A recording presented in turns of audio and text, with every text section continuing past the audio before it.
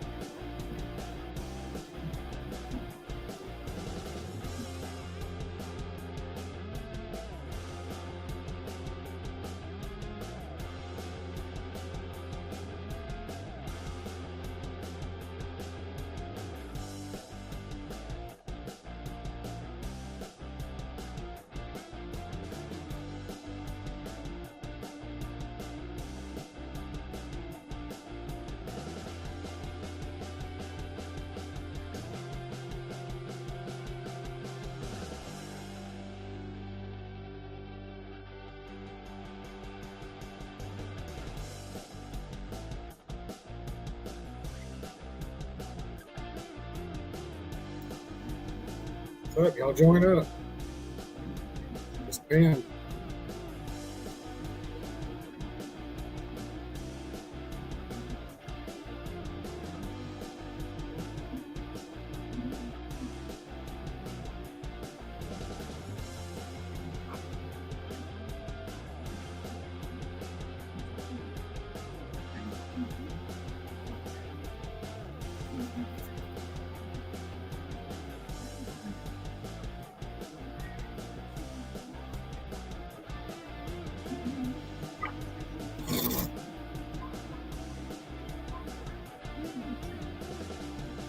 I'll say something.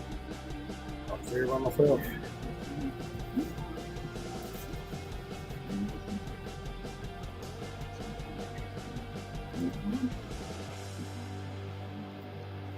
And I told her, just cancel the order. Started with Pedro did. That was before Pedro's fame, bro. That's before Pedro came and took all your viewers. It was never like that. I know.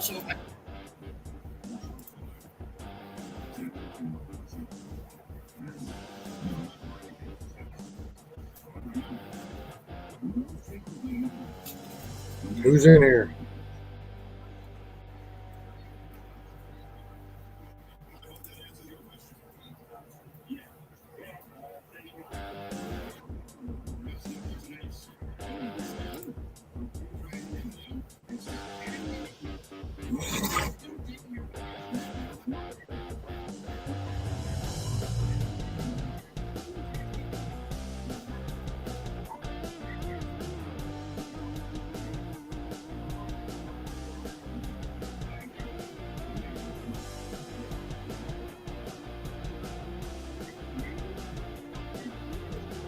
Who's in here?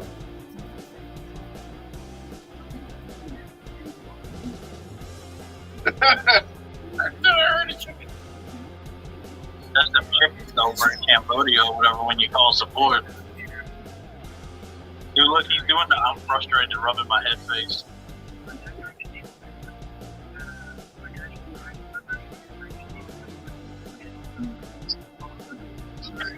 Yeah, I'm like, you know.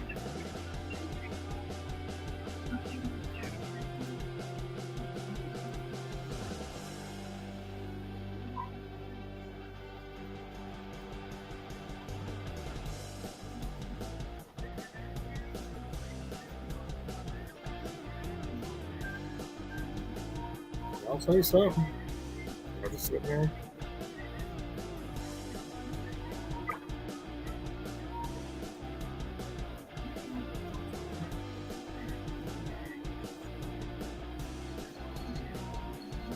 Alright, we're gonna have to listen to this. Nobody fucking talks.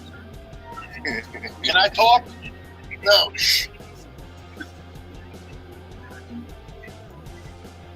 is where all the begging paid off.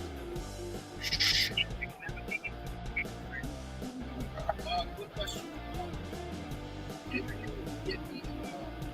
Am I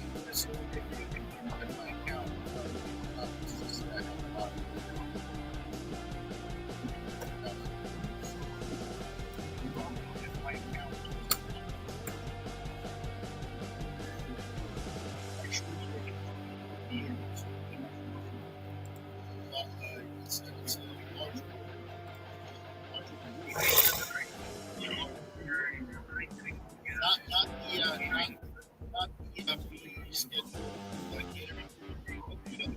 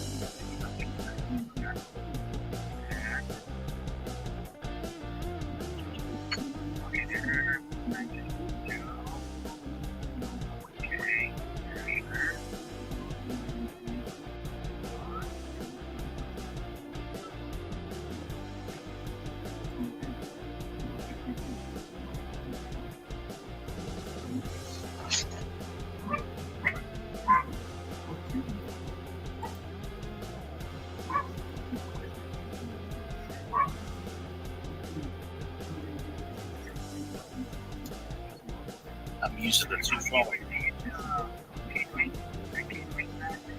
Yes, I got Somebody say something. Yes. Who's in here? And I can send you a picture.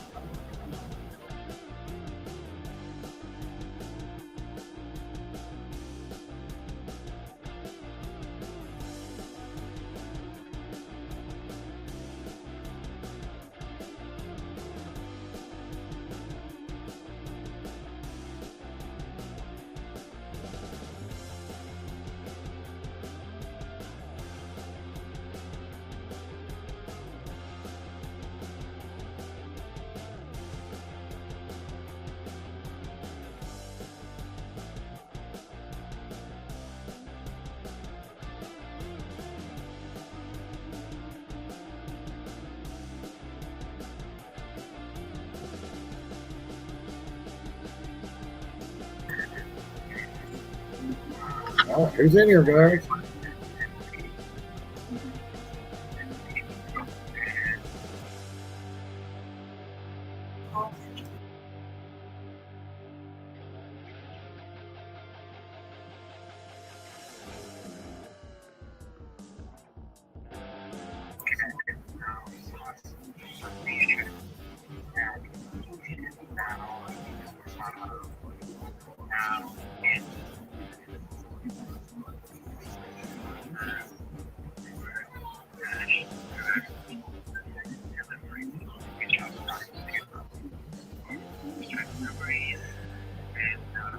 Come in and say hey.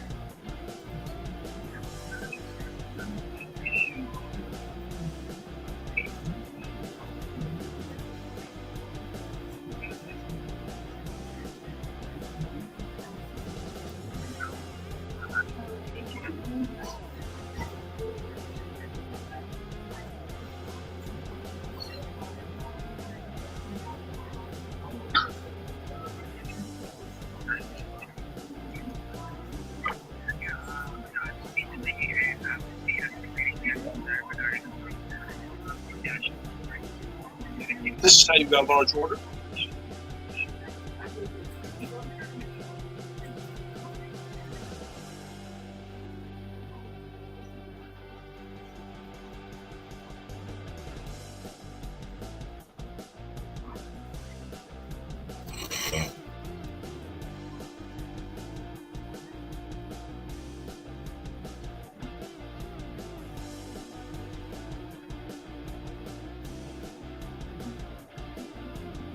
What? Who's in here? Y'all say something.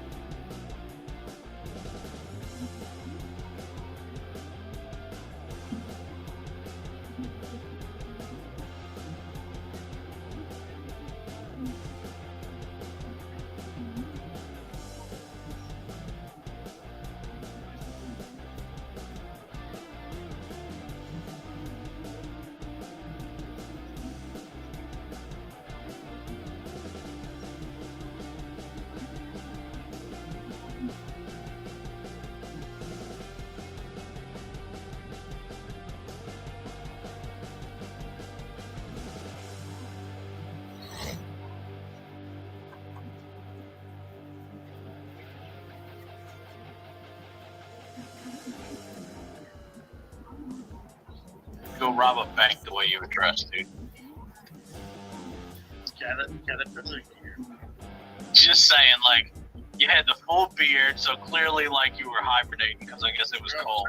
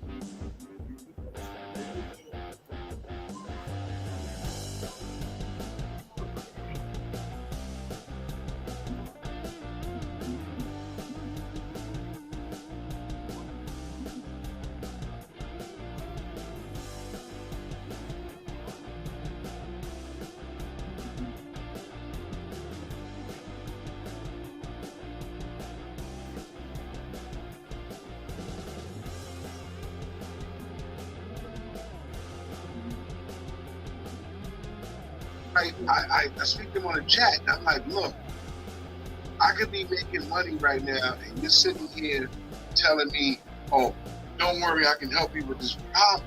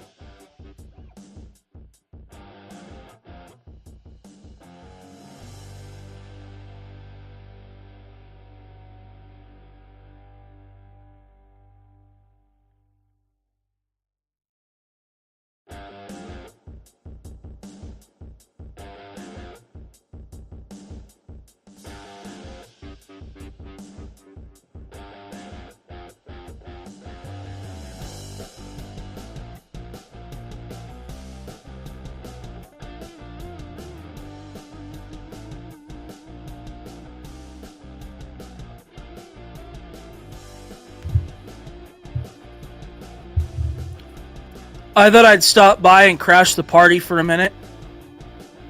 Yeah, I was wondering if anybody was going to show up. You hear me?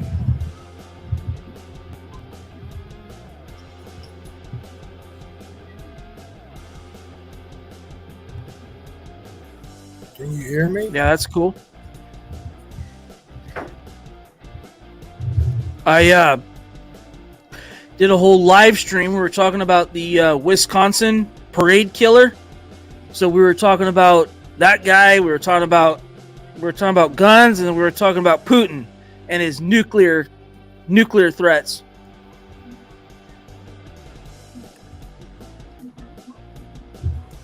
Shit, I'm tired. Can you Yeah, hear me too. I did a lot of nothing today. So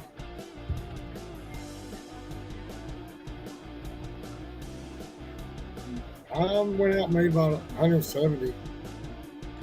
cool. I made 0, and I didn't work today.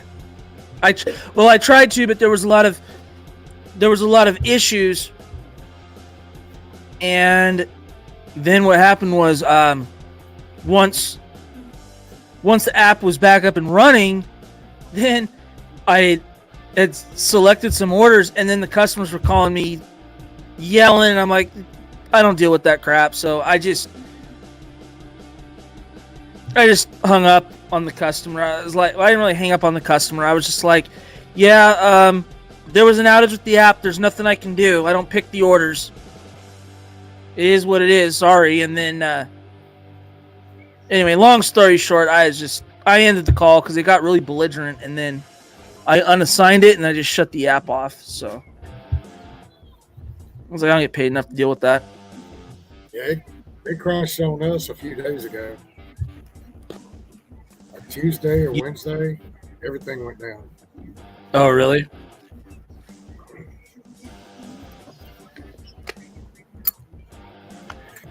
But again, DoorDash was like right on top of it, I guess, because in 20, 30 minutes it was up and running again. Yeah, it sounds like DoorDash. And my wife had something going on with Uber Eats for about a day and a half. That they had some kind of glitch to where they would give you an order, and if you did not accept it, it kicked you offline and didn't go back on. Oh, really? But I was watching a video of this guy in Florida, and he was having the same issue.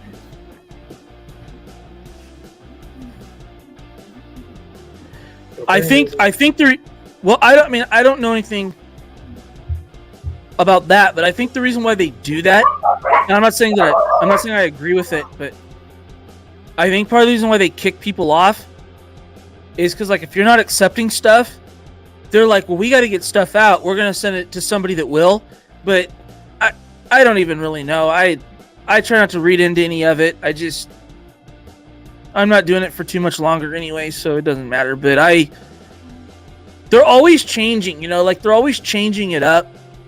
And so I don't think there's any real way to pin it down and say it's this or it's that. I just don't.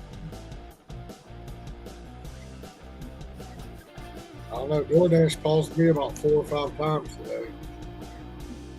Oh, really? Oh. Stop sending me shit. You won't have to call. Yeah.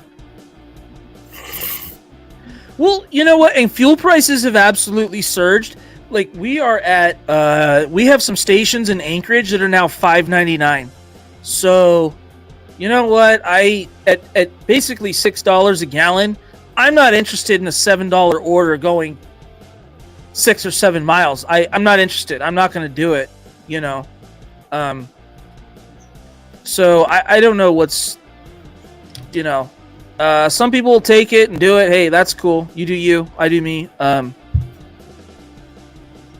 $6 a gallon just kind of changes the game a little bit. Yeah, well, over there in California, they were like $7, $8, $9 a gallon. Yeah, and like when you're talking like prices like that, I don't know how the hell anyone makes any money. I don't know I mean, I guess you just adapt even further. I really don't know.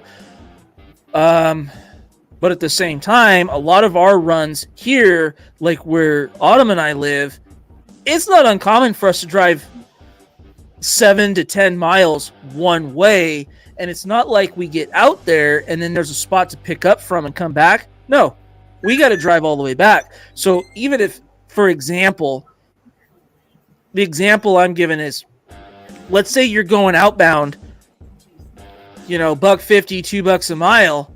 By the time you come back, you're only making 75 cents $1 a mile. So when you count, the mileage in its entirety.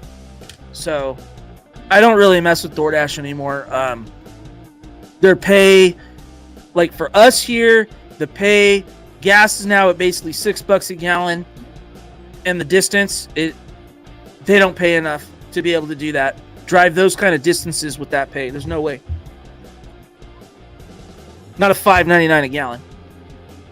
Yeah, I saw something about on the news that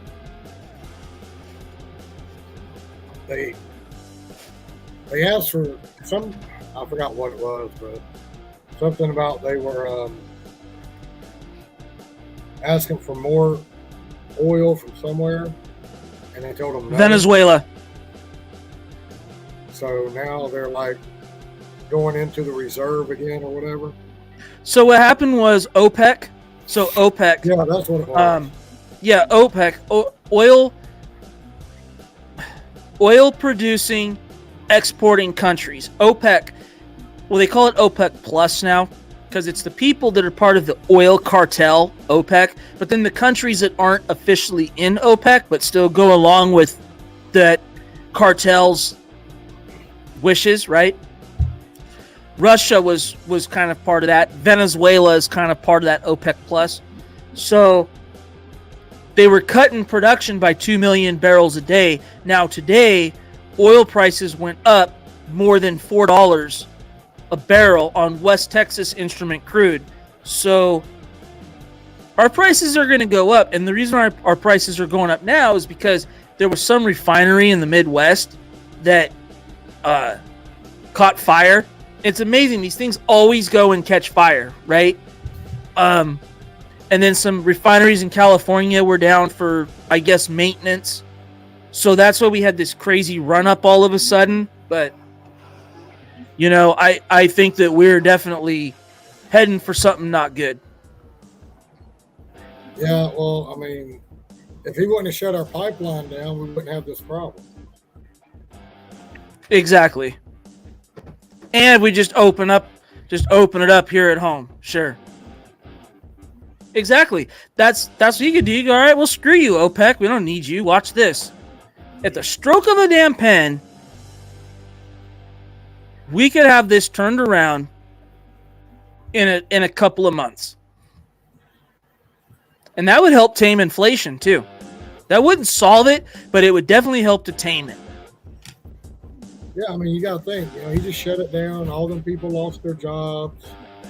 Now we're fighting to get our prices lowered. I mean, it's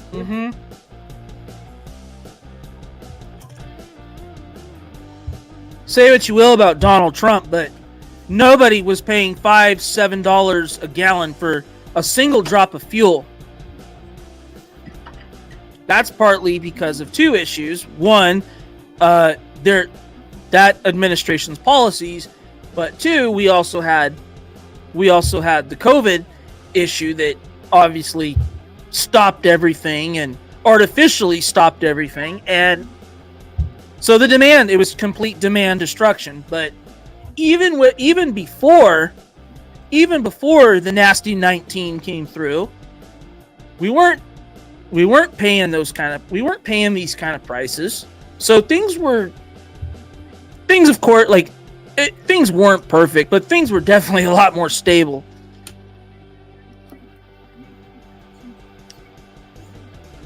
Well, I mean, it's just like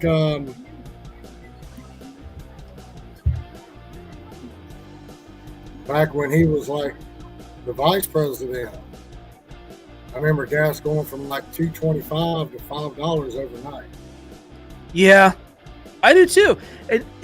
Like back in 2008, we had the 2008 financial collapse. Do you remember when gas went to over $4? And it was like the economy just halted. Like it just stopped. And there were no jobs. People weren't eating out.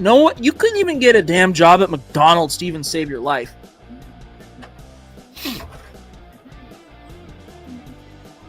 Yeah, that's one thing about it. You can get a job right now because everybody's hiring. So, and you know what's interesting about that? We went into this inflation and this whole issue with a massive job shortage. And I think the only reason why things aren't worse than what they are, because there's still a crazy amount of work out there that's available. I think that's kind of the reason why, too. If it was like all these factors, but like 2008, where everyone just lost their jobs, this would be a much different situation. Well, somehow everybody's still on unemployment, but there's all these jobs out there. I think people are just more creative. I think there's a lot more opportunity to work from home. Like if you get online and you find all these work from home jobs, there's so many of them. None of them pay worth a crap, but people get the flexibility. They get to stay home. I mean, they only get paid $15 an hour, but they're not driving anywhere. They're not, and not only got all the work from home jobs, you've got all the people that are self-employed. You have think of all the people during the height of the pandemic that had no work, had no money, no unemployment, but they went and they discovered work from home. They discovered these things like DoorDash, for example, and they figured out, well, hell, I can go out and go make $20-25 an hour and make my own schedule. I mean, those are all contributing factors. So I think there's so many moving parts. Oh, and a lot of the older people, like the boomers, a lot of them took early retirement to avoid catching the 19. So they're out of the workforce. So that's got a lot to do with it too. Yeah, it irritates me now because it's like, before all this happened, okay, the management actually had control. But now it's like the employees have all the control because what people they do have, they want to keep. Do you think that's a bad thing or a good thing?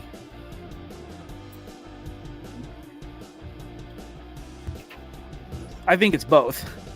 Yeah, but I mean, that's why you got like kids and stuff. You schedule or anybody actually, you schedule for 5 days. If they show up for 3 of it, you're just glad to have those 3 days, So management, and then, you got them coming in here and they're like, well, okay, what are you going to do? Fire me? You already can't get no help. Exactly. When I was a kid, I remember so I had a job, my first official W-2 paying job. I worked as a helper with a well drilling company. And here's the thing. I was 16 years old. I was intimidated by the boss. I was afraid of getting fired or getting in trouble. Kids today are not afraid of that. They're just not. The mentality is completely different, even from when I was a kid and working. So, I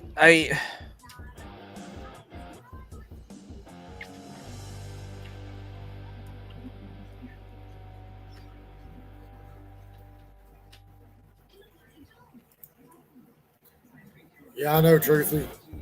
Yeah, I agree with that. Everybody blew all that shit out of proportion. Well, I think initially, before we really knew what it was, I don't think the initial reaction was bad, but I think instead of keeping people locked down the way they were for as long as it went on, was completely wrong. The first little bit to just figure out what was what, I can kind of get it, but Yeah. At the same time, though, I don't know. I never took that. I never took that needle either. Hell no. Now our family caught it, and we got through it, and we were fine. I'll be honest. I've had a flu that was much worse. The only thing that was a lot weirder about this one, though, is I felt very tired and lethargic for about 4 weeks afterward. And there are times, even to this day, more than a year later, I still get some brain fog and some memory issues. So there's a little truth to that, but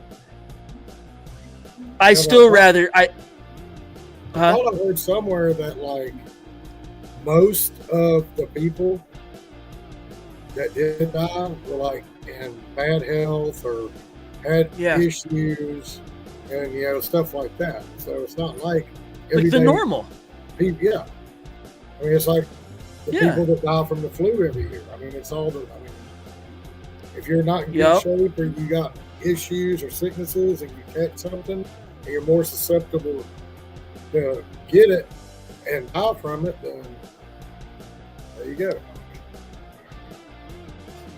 Yeah. Well, it's true. It's absolutely true.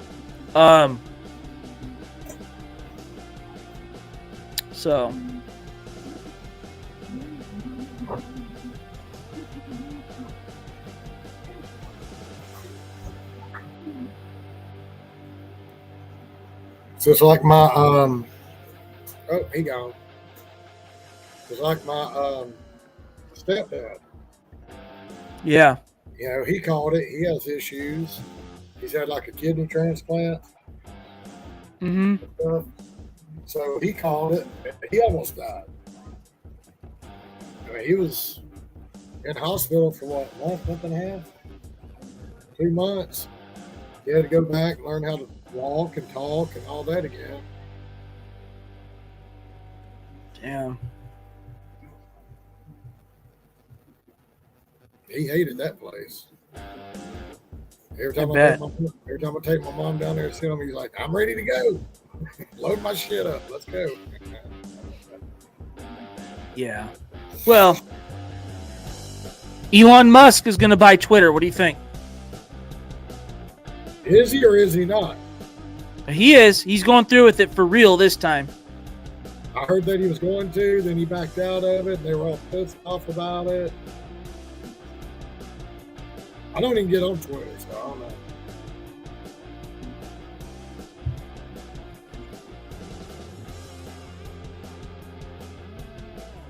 I've got to go and make me a damn TikTok account because a buddy of mine gets on TikTok and he sends me this shit, but now I can't go see it since I got a new phone because the TikTok account that was on my old phone was actually one of my grandbaby's TikTok accounts.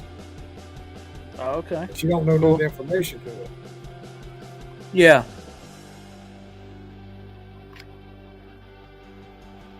So I gotta go make a TikTok account so I can see what the hell he's sending me. Did you get any of the storm from the hurricane at all? Like any of the bands? We just got like a little bit of wind. Oh. We were supposed to until it turned. Oh man. And when it turned, it went down. Wow. So you dodged a bullet for sure. Yeah, so did quite a few people in Florida.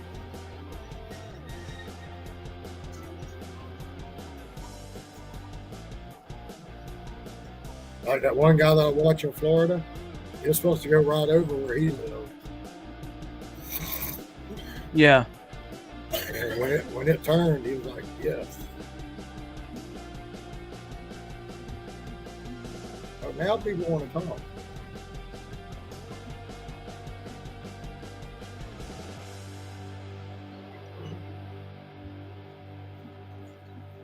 I hear you, Tracy. Yeah, I wouldn't either. That's why my wife quit her job, because they were literally like, well, if you're not going to get it, then you're going to have to go every Saturday, your day off, and go have a test done. And then you can't come back to work until you get that test. So if it's back on Monday, then you come back on Tuesday. But if they don't come back till Wednesday, then you could just work Thursday and Friday. And then you got to go back Saturday and take it again. I told her, I said, tell them to shove that job up their ass. There's so many jobs out there that don't act like that. And here's the deal. At the end of the day, anybody can log on to DoorDash and go out and make $20-25 an hour and not have to deal with that crap. That's exactly what I would tell an employer.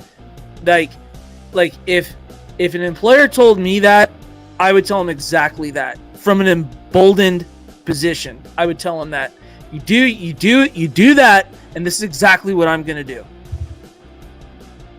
There's not enough people out there to go around to be doing that. You know, there's just not. Yeah, it's really too bad all of them ain't like that. But yeah, I took her out one weekend. Yeah, I showed her how to work the DoorDash and Uber Eats and all that. Well, she didn't like the DoorDash. So I said, well, here, try Uber Eats. So like one day, I didn't even turn my phone on. We just turned hers on, and I rode beside her. And she got out, got the food, did the deliveries and everything, and she liked Uber Eats. So I told her, I said, hell, Monday morning, just go in there and tell them, yeah, you quit. You know, because that where she worked at, that's one of them jobs to where if you would have just called them and said, hey, you know, I quit, I'm going to come get my stuff, they wouldn't let you come in and get your stuff. They would box it up themselves and meet you at the door with it. And the thing is, it's not like, because I'm doing something different here soon, but my thing at the end of the day is if absolutely all else fails, a person can always fall back on that. So it's kind of like, you know, but this is the thing, when there's so many different opportunities out there, employees come into it with an emboldened position like they've never had before.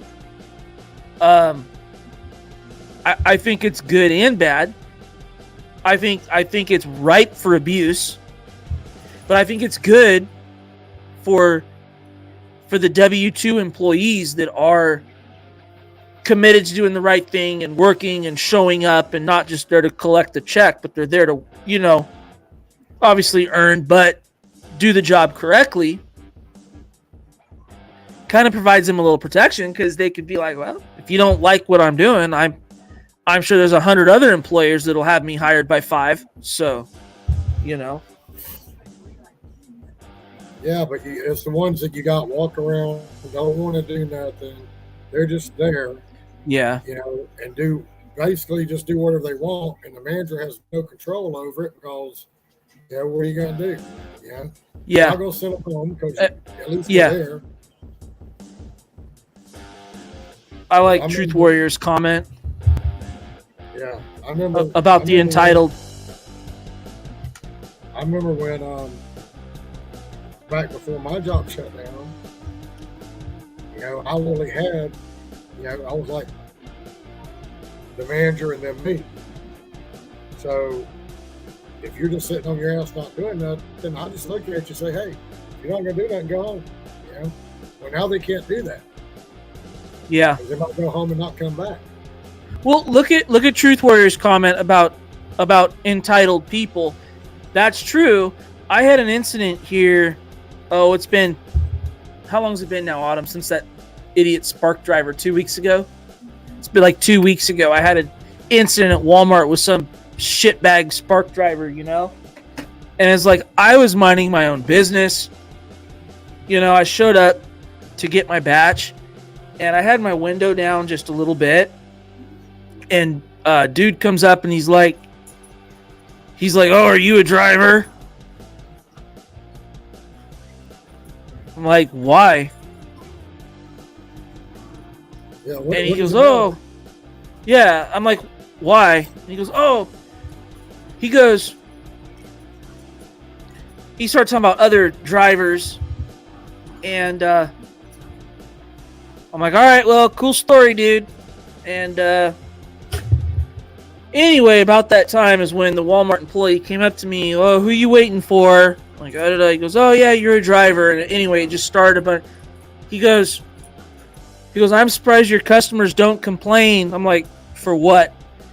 He's like, oh, when's the last time you washed your car? And I'm like, yeah, out here in Alaska with all the dirt and mud roads everywhere. Come on now, that's not even a thing here. So you gonna run by and wash and then your he car just after every delivery?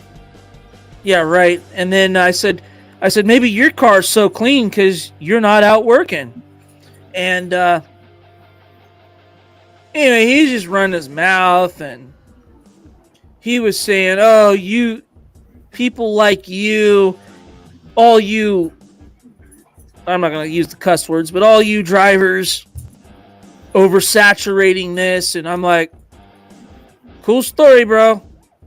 I'm like, Spark launched on the 15th on June 15th in Alaska.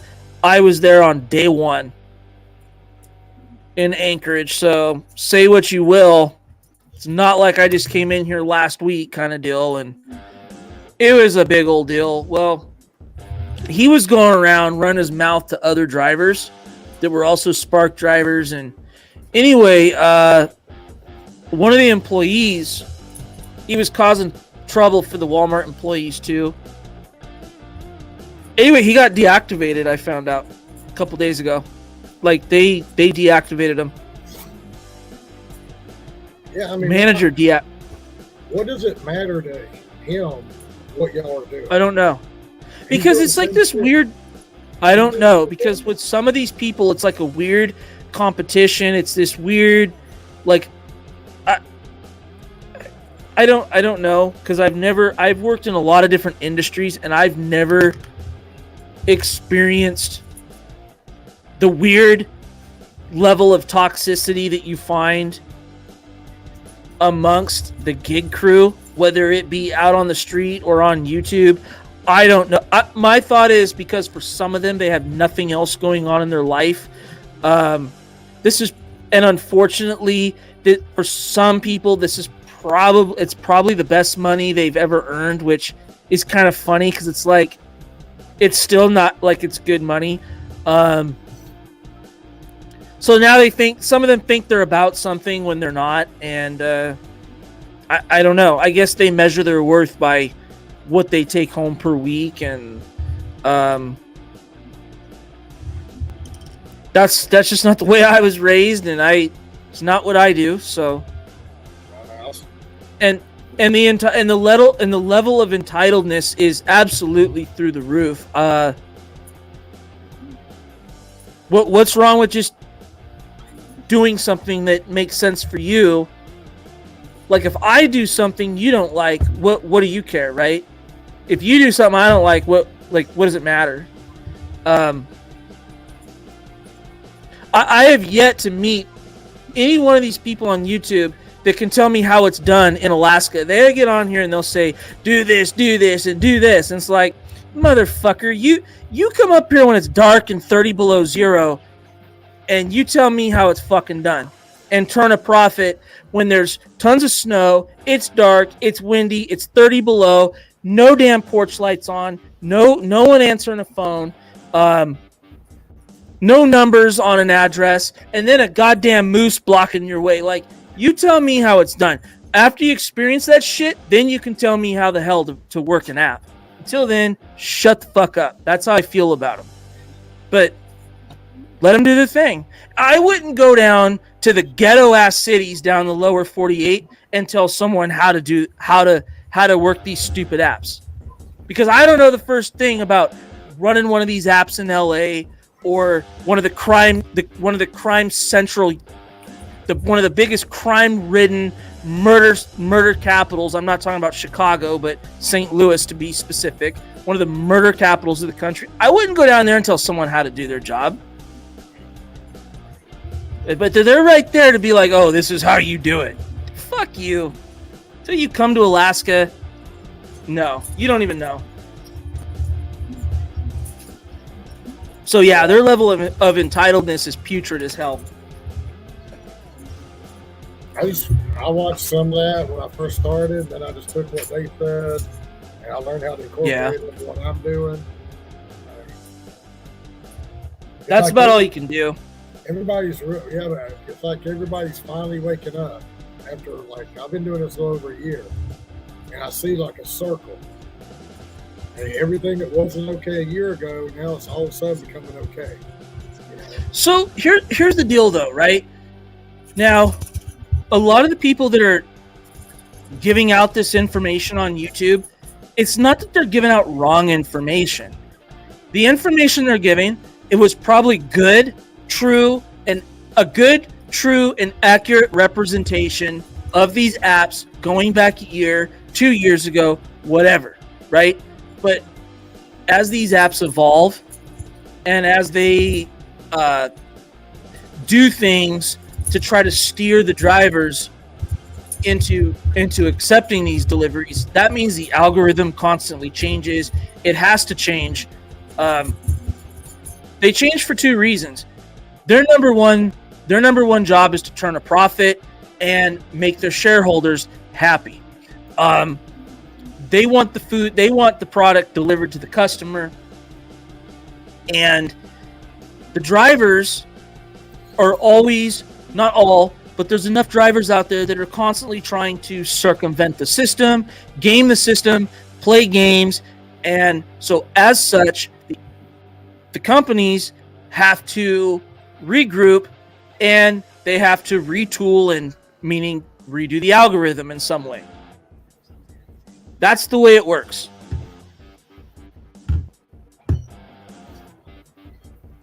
Yeah.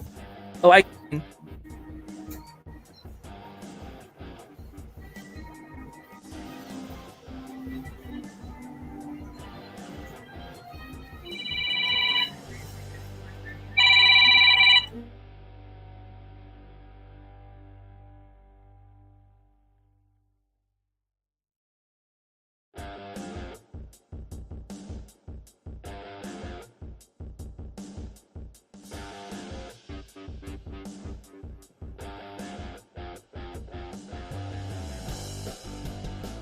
don't know what happened. Can you hear me?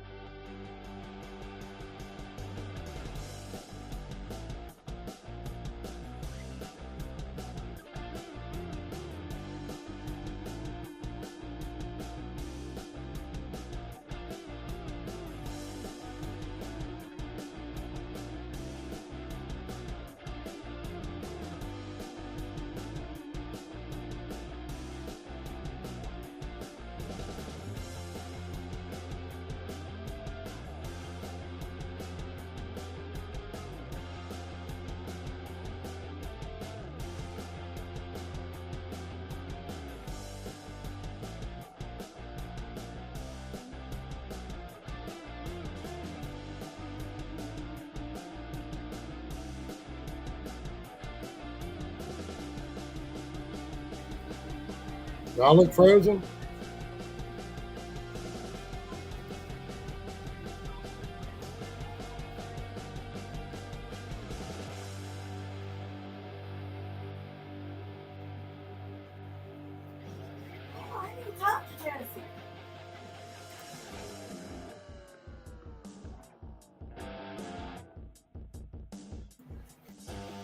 Okay, I thought it might be my internet or something.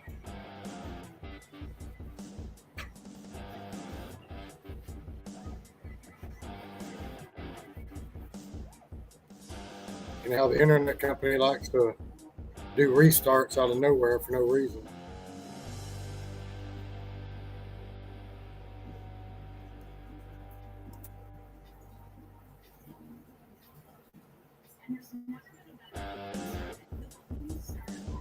That was really weird. My internet did something weird. Yeah, it had this. It was freaking out, doing some weird stuff, but oh well.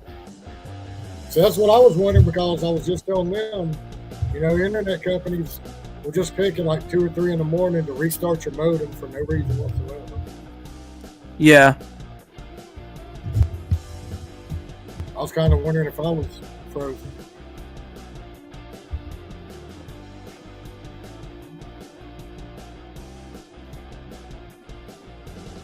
Yeah. I don't know. No, it is me. I don't know, because my little internet thing up there keeps going and coming back, going and coming back.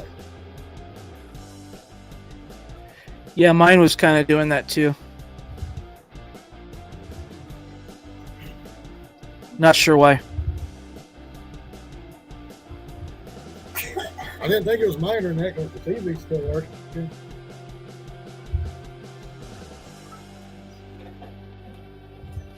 Yeah, I keep freezing. Darn. Yeah, it's probably my internet doing something stupid. Who knows? I'm I thought it was getting. me. I'm gonna get regular. I was actually fixing to connect. Yeah, I'm gonna get regular.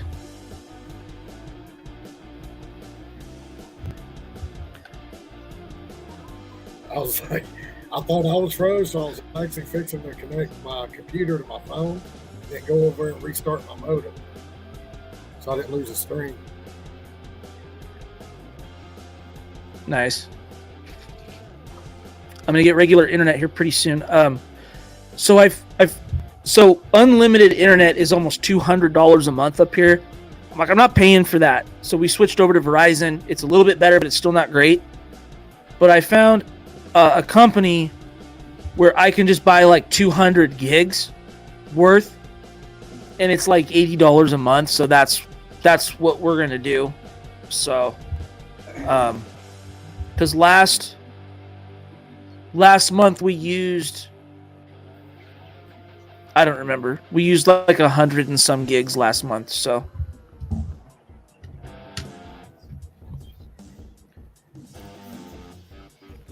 Yeah, we used to live in a place that was off like in the sticks, and I literally no internet company would come down there.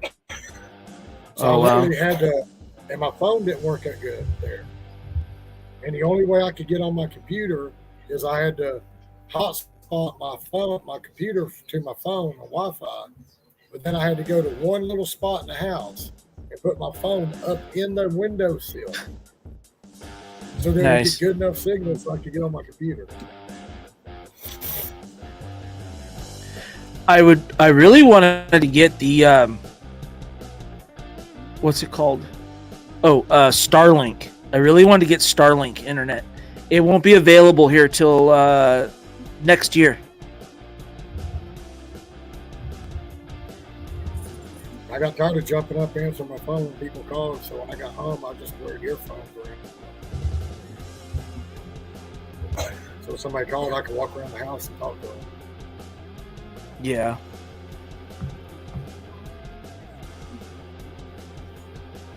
I almost never answer a phone. I'm just like, you could just text me. If someone knows me and it's important, I'm like, you can just text me.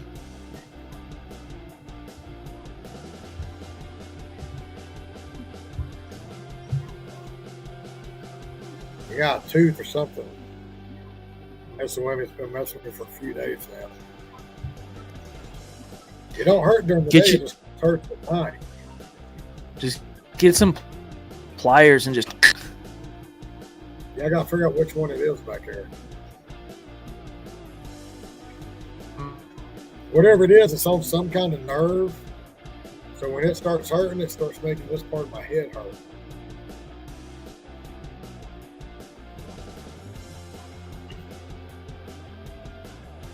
Interesting. Yeah, they don't hurt during the day. But come 10, 11 o'clock, it starts hurting. It was doing it last night, too. Wow.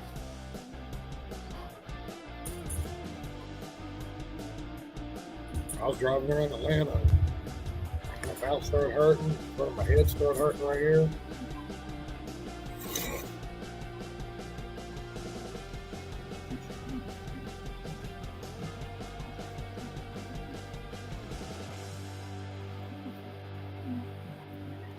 Well, I had a tooth pulled a couple years ago, and the dentist was awesome. Like he, I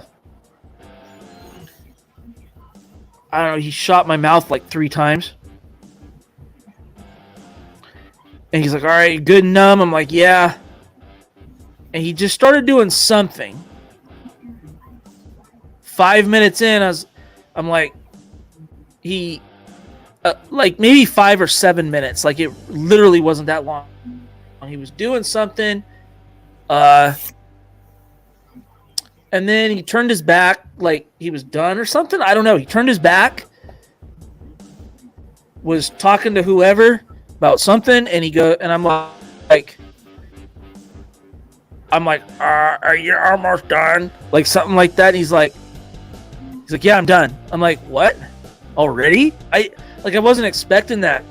Literally 5 or 6 minutes or something. Guy was literally done. Couldn't believe it. It was great. Yeah, that's the only thing. That's the only thing I miss about my wife not working is like she had all the medical insurance and stuff at the dental. Yeah. We had a dentist, and I went and she. That's the.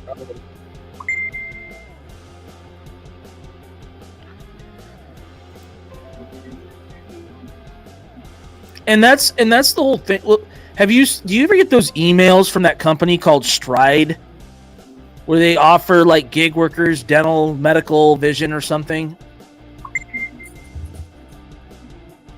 I think I used to. I don't even know if I get them anymore. I get them every now and then. I have no idea if the plans are any good. I have no idea, but they pop up every now and then, and I'm like, all right, cool. Maybe, I'm like, oh, maybe I'll look at it, and I never look at it. That's the thing, though, like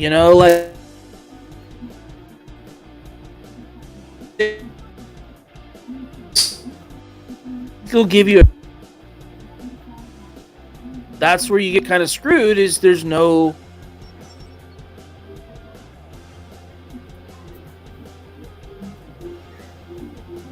if you're like most people and you're used to working a W-2 and used to having access to benefits, then you come to this side of doing work and then you don't have benefits. That could be really difficult for some people. It could be really off-putting for some people, So it's one of two things. You either just go without, or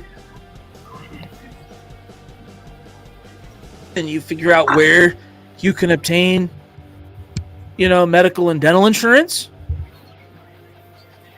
Or, and same thing like with the retirement account. A 1099 worker can get an IRA. They just have to go through the steps for the special qualifications for a self-directed IRA through these companies like Morgan Stanley, Edward Jones. If you're a little bit financial savvy, you can do things to set yourself up similar to how a W-2 would, but a lot of the people, they just don't know where to look or what it is. And I think the overwhelming majority are part-timers, so we're not going to do that anyway. Yeah, and it's not cheap. Before her job started acting all crazy, I'd actually went to the dentist and they pulled out a few. They pulled out a couple of teeth and did this, that, and the other. And she already had me like a little plan set up where I don't have to pay like X amount of dollars every time I went up there. And then when she lost her job,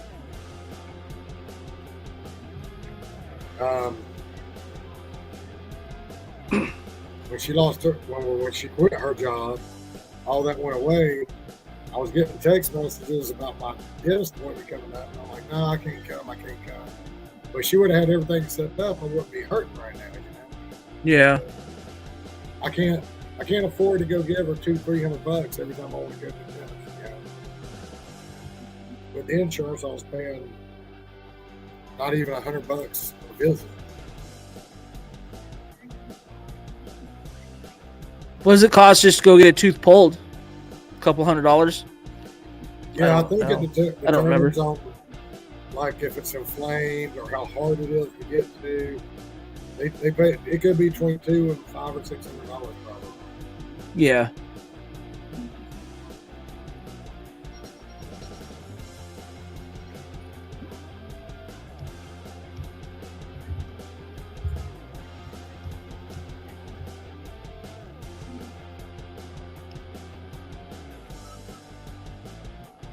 Yeah, that's rough. When that tooth pain is like literally the worst.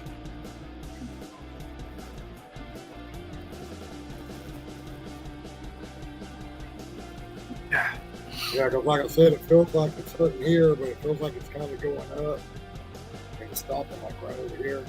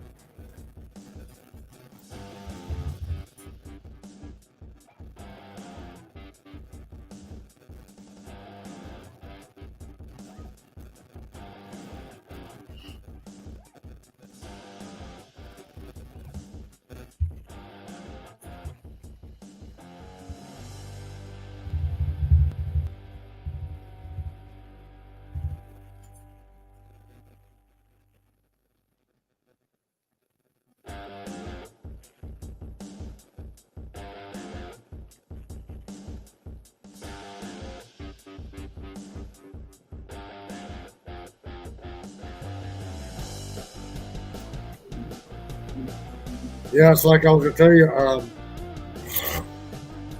It's like I've heard. I've tried to talk to people. Like I talked to this one guy for like 2 hours one night. He was out here like 2-3 in the morning, delivering a $4 Taco Bell that he probably waited 45 minutes for. And I was trying to talk to him.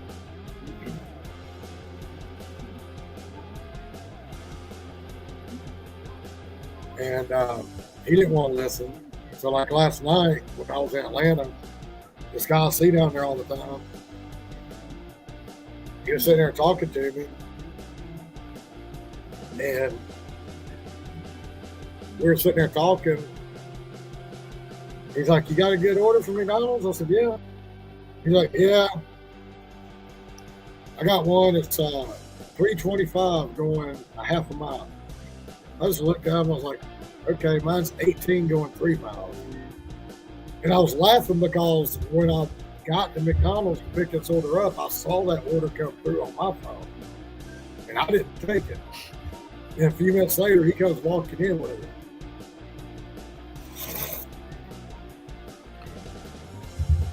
Here's my thought. This is what I have to say to that. Let him. Who cares? Here's the thing. I get people that ask me, "Oh, where'd you get that big DoorDash bag? What about this? What about that?" You know. I keep it vague. Oh, I bought it, which is true. I purchased it. I don't give details. I don't go into details. And I've had people ask me, "Oh, how'd you get that large order?" And I'm like, "Oh, I guess luck of the draw." I just don't give them details. And the reason why I don't do it, because in our area we have a lot of thieves and a lot of people that are very dishonest. And so it's caused the merchants to do certain things to try to curb that. And with the people that are doing this, there's enough of it going on where that helps also change the algorithm. And my thing is, although I don't think there should be large order program, I think everybody should be have the same access to the stuff, right? If you're a true independent contractor, we should all have the same access to everything. And the people that are the thieves, the people that are giving the bad names to these apps, punish them, meaning deactivate them, instead of implementing policies and procedures that constitutes mass punishment, right? It's like mass punishment. So because mass punishment is a thing and exists, I have no way to know who I'm talking to is an honest person on the app. For all I know, they could be one of these many people running around our area that thieves and steals the Walmart stuff, steals off DoorDash, steals off Uber. So I take a different approach. I don't let it out. I don't discuss it because I'm like, you know what? Figure it out. If you don't figure it out and you don't get into large order program, that's one less person that gets admitted into it that can screw that up. So I have a kind of a different outlook on it. And I don't worry about, like, my thing is, don't worry about the other people. I look at it differently. If he's willing to take that $3 or $4 order, so you don't have to deal with it, so you don't have to decline it, so you don't have to do it, perfect. Yeah. But I also get where other people on the other side is coming from. The more people that accept those, that means people are taking them, completing them. So these apps are going to keep spitting them out. I get that 100%. But well, and again, it goes back to, at the end of the day, you don't know his situation. You don't know my situation. Right. You know? Exactly. He might think he's got to take that kind of shit. And I tried to talk to that one guy that one time, and when he didn't want to listen, I said, well, I ain't even going to try to talk to him like no more. You take whatever the hell you want. I'm going to keep taking mine.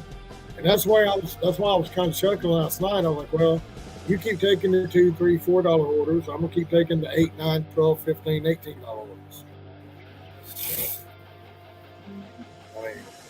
Yeah. Perfect. And you know what? And it's a lot less stress for you. Why bother explaining it to them? Either they're not going to get it or they don't care. Fuck them. Who cares? Like, don't even bother with it. You know, it's kind of like the no tip, no trip crew. They're not going to convince the other side that they're right, and the other side's not going to convince the other crew that they're right. And my thing at the end of the day is just do what makes sense for you. And I get it's the nice thing and maybe the right thing to do to help talk to these people on the ground and help them, but that's also at what point is it just not your damn problem? I guess that's what I'm trying to get at. If they think taking something for $3 or $4 is profitable and works for them, I just look at it as sweet.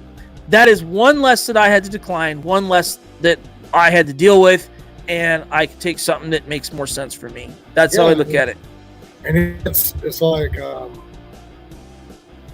have no problem with it. You know, if that's what he wants to take, let him take it.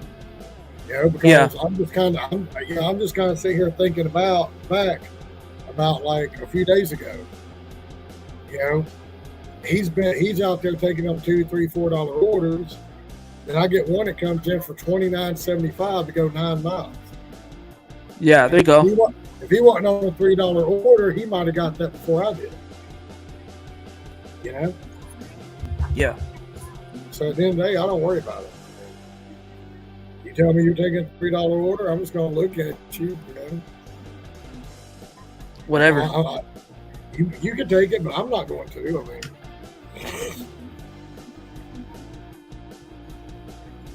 and look,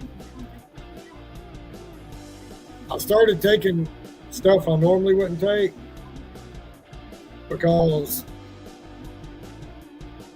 like I like down here, I don't want to take nothing under $6. But somehow between where I live and going to Atlanta, my damn acceptance rate had gotten up to, this is what pissed me off, it had gotten up to like 33%. And, you know, Yeah. they keep throwing that thing up on my screen every time I log in, saying you can get better priority orders if you get to 50%. So I'm like, all right, well, I'll take a $5.75 going a mile, you know, and I took one or two of those to try to help it up there. Well, as soon as I Right. took two of those lower orders, even though they had a tip on them, you know, as soon as I took two of those lower orders, they started sending me $2.75, $3, $3.50, $4.25, back to back to back to back. So my 33% right now is sitting at like 12%. So I said, fuck it, I ain't even gonna try no more. Let somebody else take my $5 orders. I'm going back to my $6 orders. Yeah. Well,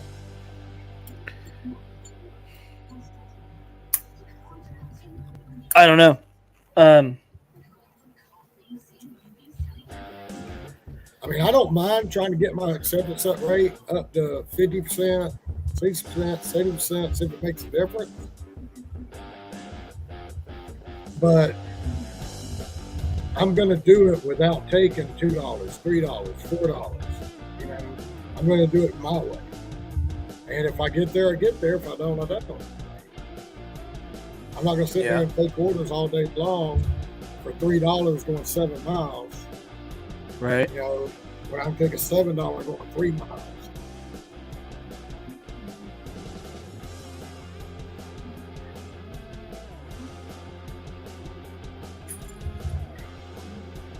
I think it's hard enough when you're looking at your overhead and your cost, the price of fuel surging. I think the last thing you should worry about is what other people are doing. That's just my opinion. Who cares what they're doing? Who cares they have a $3 order? Who cares? Maybe, who knows? I try to limit the conversation I have with any of these merchants. I definitely limit the amount of conversation I have with another driver for various reasons. I go into it. I kind of go into it with a different mindset.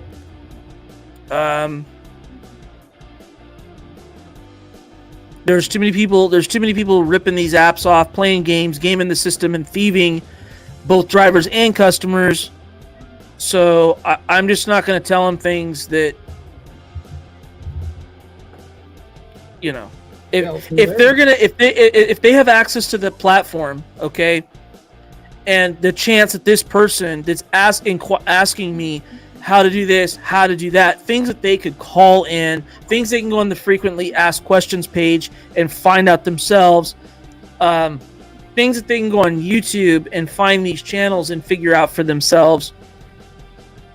It's either completely innocent, or maybe it's something more nefarious. But why tell them certain things?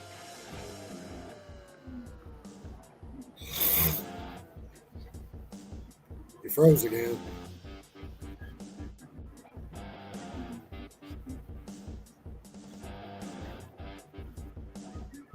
You froze up again.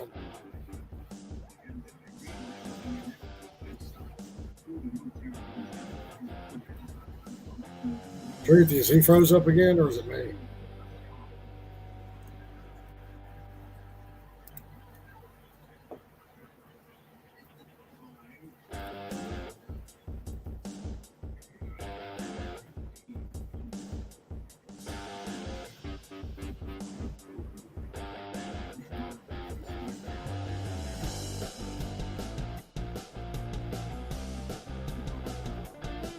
I guess so, that went good. He'll be back.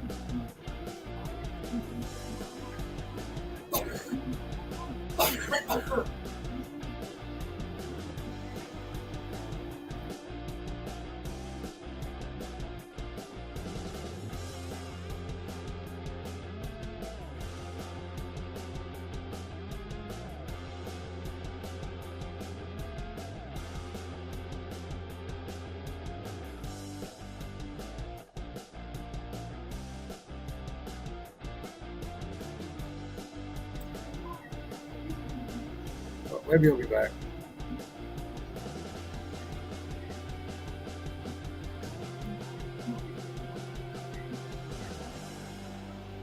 What's everybody doing tonight? She's coming back.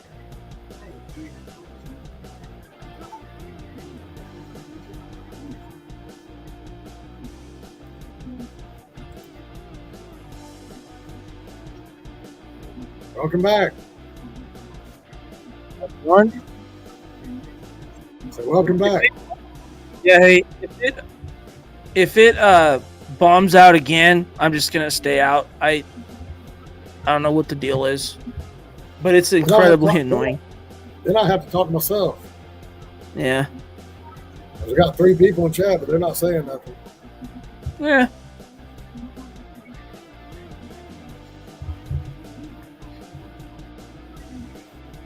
I wasn't gonna be on super long tonight anyway because I go to my buddy's house on Saturday nights. That's cool. I want to go out and work a little bit tomorrow.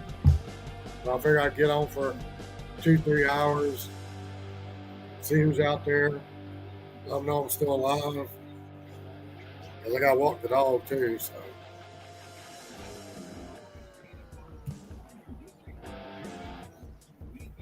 I thought you froze up again. You were just sitting there.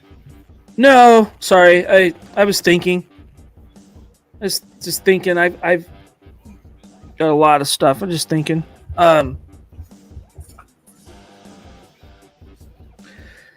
Yeah, I'm gonna be doing election night coverage, so I gotta ditch the green screen, and I've got to do some other stuff. So I'm trying to figure out how I'm gonna set up and do stuff. Using a couple of different devices, just a lot. Yeah, it looks like you got a new mic or something in front of you. Yeah, I did, because it makes it sound a little better. Not tons better, just a little bit better. Especially when I'm doing my live on my stuff, we had a pretty good turnout the last couple of times. Not too bad. We'll see. Is that polar bear part of your green screen? Yeah, I took that picture at a hotel in downtown Anchorage when I was making a delivery. The polar bear was in the hotel, so it's in a glass case, so I took a picture of it. I was like, oh, that'd make a cool green screen. Yeah, I saw your, I was going to show my wife, but I ain't showed her yet. I saw your video where you were chasing down the moose. Oh, yeah. When you went live. Yeah, that was a big moose. Sucker was tall. I was thinking myself, I was like, Cody, get closer. You're like, no, cars, they don't go together. No, I backed up. Because they don't care. They'll stomp a car. They'll stomp a windshield. So I was like, it was time to back up. Yeah, you're like moose versus car never ends well. No, never.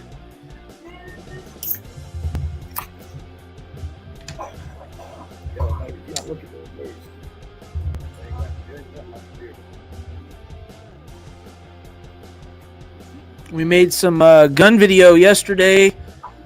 Took that new gun out. Took it out and shot it for the first time. That's my new everyday carry gun now. So.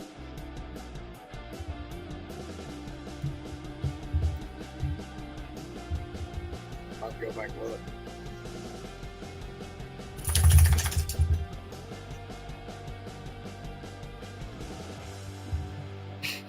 I don't know. We got 3 people hanging out in the background. They don't want to talk to us. Oh well. What new gun did What new gun did you get? I bought the Glock Model 45 MOS. MOS meaning modular optic sight. It's a 9mm handgun. It's a hybrid between the full size and one of their compacts. It's kind of a hybrid in between. It's an interesting gun, just different. It's a Gen 5, so it's the newest generation that they make.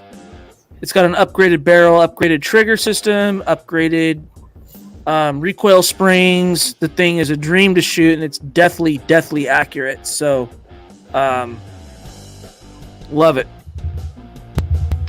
And did you buy a lot of fun?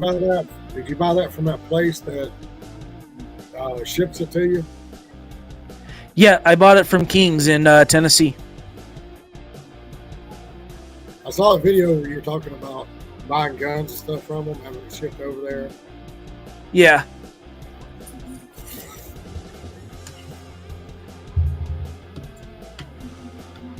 Yeah, a lot of fun for sure.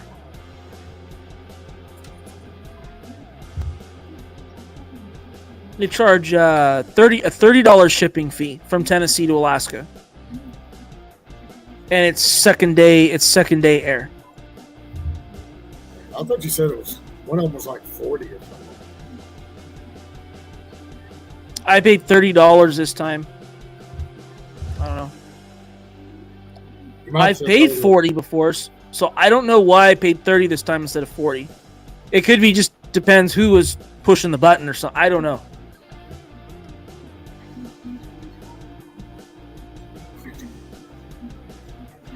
I'm gonna be funny, but when you say second day air, do they let you know that it's coming and you stand outside and wait for the plane to drop the parachute?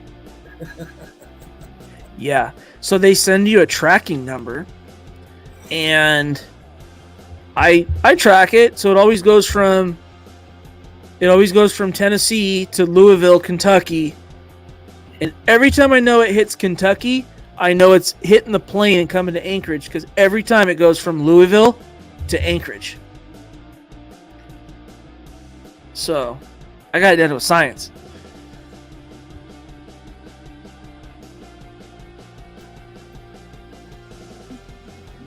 So does it have a nonstop flight, or does it have layovers? It lays over in Louisville, and then it's nonstop from Louisville to Anchorage. I can see you be sitting there looking, and you'd be like, "Damn it, my gun's on a 7-hour overlay in Texas. Would they hurry up?" Oh, it's painful. It's like a kid. Let me tell you what it's like. It's like a kid at Christmas time. They know the gifts are under the tree. That's exactly what it is for me. It's like Christmas, because I know my damn package is showing up. My new baby's in the box. UPS has it, which UPS is the adult Santa Claus.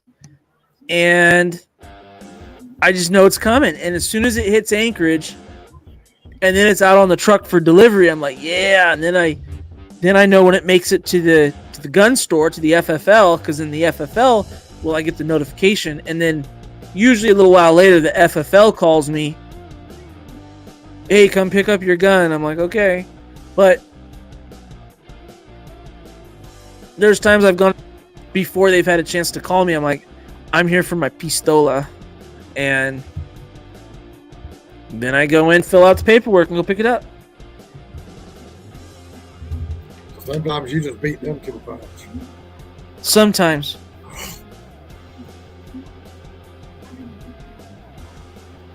But the gun, this one I got was a used one from a sheriff's department in Tennessee, and it has the stamping on it.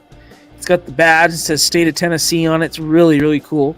But what they do is, so Glock has the absolute best gun buyback program for law enforcement. So they buy these guns, they use them for 3 or 4 years, use them and abuse them, and then they resell them back to Glock. They get a credit. It's like $250 per gun credit they get toward buying their new ones.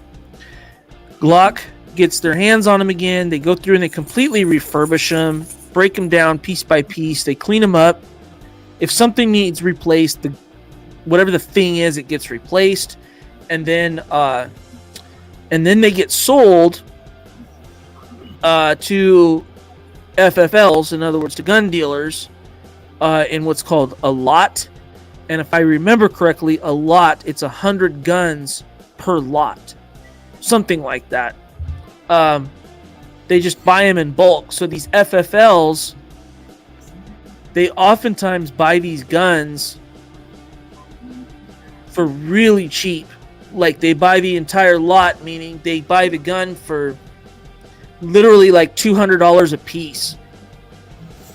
And then they turn around and sell them. Sometimes a little bit more. It just kind of depends. But that's the way it goes. And then the police department gets a $250 credit because then they turn around and they spend probably $350 per gun after the credit, you know. And then they arm their officers with brand new pistols. And then they use and abuse them for about, it's on average, from what I've been told and from what I hear, 3 or 4 years. Sometimes up to 5. And then the agency turns the guns, get new ones. And then that's what I get. And basically a refurbished gun is as good as a new gun.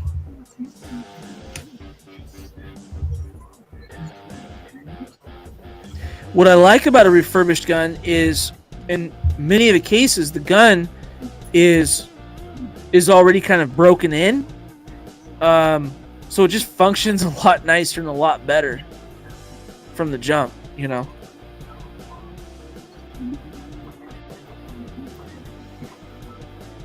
So you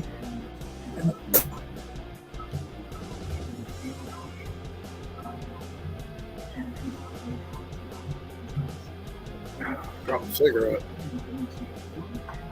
So you said you're going back to working inside the jail, right? Or the prison? Yes. Full time. Is it prison or jail? Prison. Department of Corrections. Would you rather work in the prison than the jail? Yeah, definitely. Jails are more transitory. You get a lot more people coming in drunk and high and all kinds of fucking problems off the street. In prison, presumably they've dried out and they're not coming in immediately right off the street in that type of condition. So it's better in that way. Prisons are not as they're not as transitory. They're not as they're less transient. You have a lot more obviously long-term people staying, you know, so you can kind of know who the people are a little bit better. It just makes it easier to manage the population versus the jails. People are in and out. So it's just more of a shit show in a jail. Definitely rather work in a more long-term bed and breakfast like a prison. Yeah, here they get a continental breakfast every morning. About what, 5 a.m.? Yeah, they get room service with their lever, with their celly. Serve breakfast in bed every day.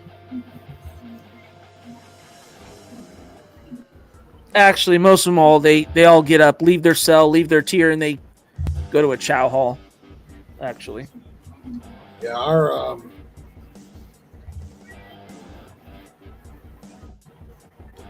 I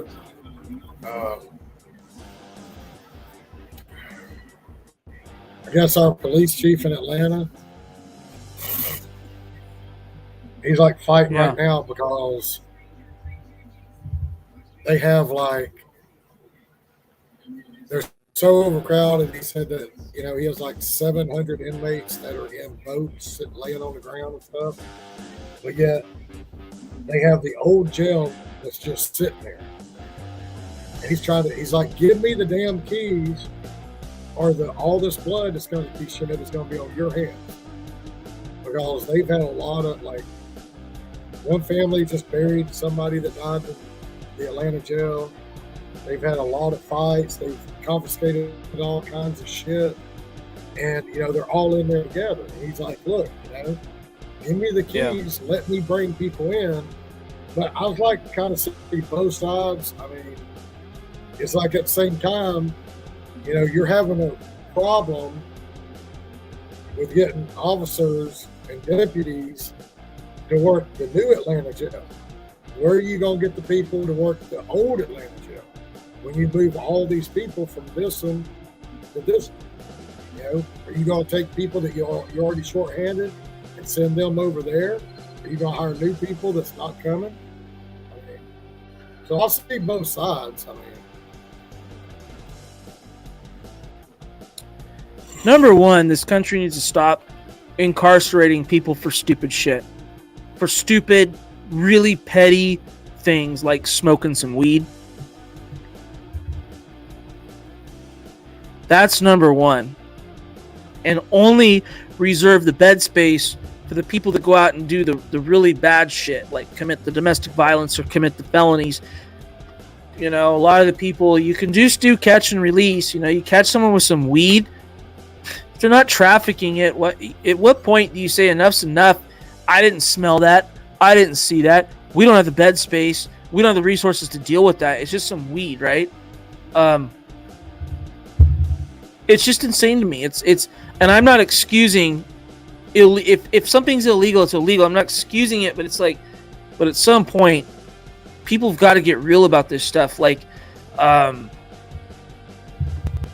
about the people that, for example, again, I'm not excusing it, but is it really justified taking up bed space?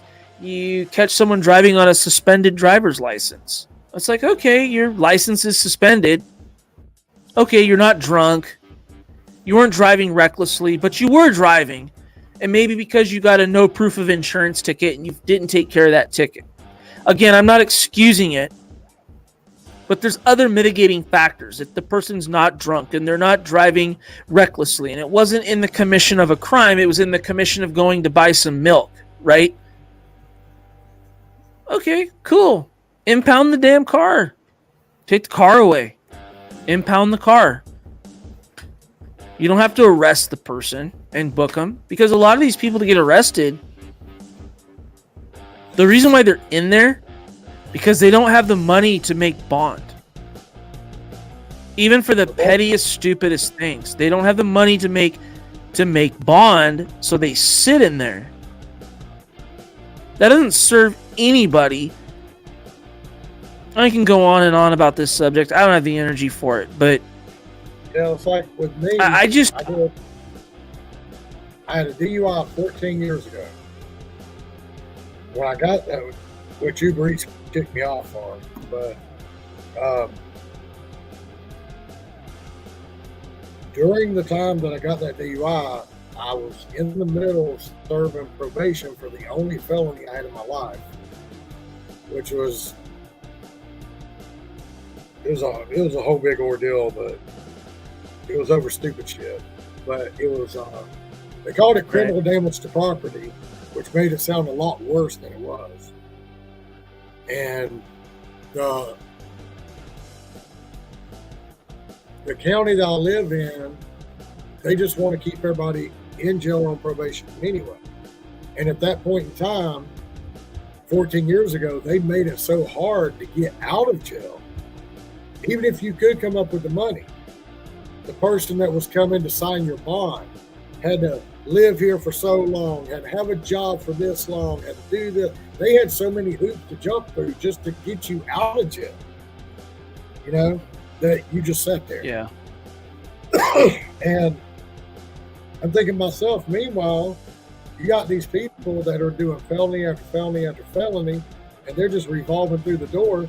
They kept me there for 2.5 months waiting on my court date because I couldn't get out. And then when I went to court, I went to both my court things on the same day. So when I went to my felony hearing, and it took forever to get that done because they wasn't wanting to listen to me. So I kept telling them, put me back. I finally got them to give me, they said they were going to give me, because I only had 12 months left of 3 years probation. And they said they were going to give me 12 do 6, and then they were going to give me credit for time served. So when all said and done, all I was going to do is like 3 more weeks, you know, and then I was getting out. So I was like, I called my wife. I was like, yeah. After I went my DUI thing, I got them to give me 12 do 6, credit for time served, all this. Well, so everything ran together. So I was going to get out in 3 weeks. So I called her, let her know. I was like, I'm getting out before Halloween. Because I was going to get out like 7 or 8 days for Halloween. Well, they're real good at lying to you around here too. It's like they have you sign the paper and then they do whatever they want. So after I signed the paper, a few days later, I get the paper. They didn't give me no credit for the 2.5 months I was there. They didn't give me no 2 for 1. So I had to run that straight 6 months plus the 2.5 I was in there.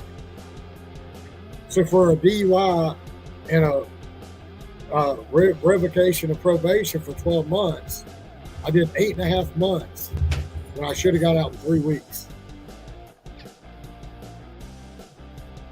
It's not like I was in there for killing nobody. I wasn't, shooting people with BB guns and stealing shit out of stores, robbing cash registers and shit like that.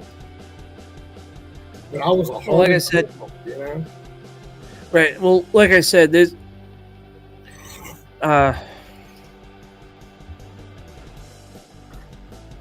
that's how I'd handle. I mean, I worked in corrections for 9 years. If I was a street police officer, that's how I would have handled it. I'd be like, all right, cool. I have discretion, so here's the deal. I'm going to impound your car, take away your ability to keep doing this. I'm just going to issue a summons for court. But because you weren't drunk, because this isn't in the commission of a crime, this is why you're walking. I'm taking your car, though. Impounding, I mean. And it is what it is. And then hell with it. And you know what? Here's the deal. If instead of just giving jail time, well, if you don't do this and this by this time, here's 30 days jail, but we're going to give you, we're going to suspend it. What does that do? That doesn't do anything. You know what I'd be for? Just making a big ass fine. Being like, here's the deal. You drove, for this example, you drove on the suspended license. Here's the deal. It's a first offense. Here's a $250 fine. Second offense, we're gonna make it $700. And third offense, we're gonna do this. And you know what? And if they don't pay, here's what I say: just send them to collections. Hell with it. It'll catch up with them one day if they ever try to do something. I mean, is it really worth having overcrowded jails and prisons? I say let's just save the bed space for the people that really deserve to be there. There's just so many crimes that people commit. It's like, okay, you committed a crime, but it is it really worth going to jail? I don't know. This is the only country in the world that first world country, modern country in the world that incarcerates people at the level that we do. Well, hell, one of the Waffle Houses I worked at, this guy was working there because a cop, at his discretion, I don't know if he was having a bad day or what, but he was an over-road truck driver. Okay? And he parked his truck. He went out with some friends. He passed out in the back seat. They were like in Walmart or something. Well, the cop comes up, wakes him up. He's in the back seat. Well, the keys were left in the car. They left him listening to the radio or whatever. Anyway, the cop wakes him up, takes him to jail for DUI. He loses his job, loses everything. Because he can't drive no more. He can't have a commercial driver's license. And takes him to jail for DUI, even though because, I don't know about there, but around here, they say that you ain't got to be in possession of the keys. You can be asleep in the back seat, but if the keys are in the ignition, then you have the ability to get up there and drive off. Okay, well, if he's laying in the back seat, parked somewhere, obviously he didn't want to drink and drive. So, I mean, I don't know. It's like, why? I don't know. He's like, check on him, make sure he's okay, and just leave him be. He's gonna go back to sleep. He's not getting up, going nowhere. I don't know. I think some of the laws are so stupid. I mean,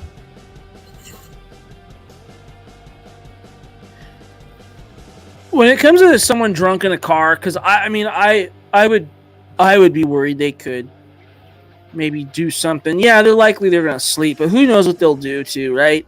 Again, impound the car. Give them a ride home. Impound the car. Take the ability to drive away. Take them home. Screw it. Why even take them to jail? yeah, well, it wasn't even his car. He was laying back there asleep, Yeah. and they were in the store or something.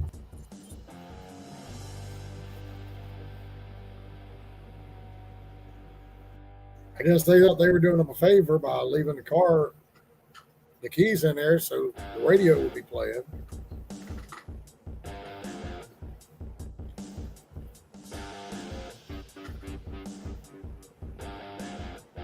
I got tired of it. And last time I went, after I got out, that's why I don't care if I'm in Atlanta at 4 or 5 in the morning. I don't drink one of these. So I got tired of it. Definitely. If I get like tomorrow night, I'm gonna go to my buddy's house, but I'm taking my wife with me because I'm gonna be drinking, but I'm not driving home. She's going to. Yeah.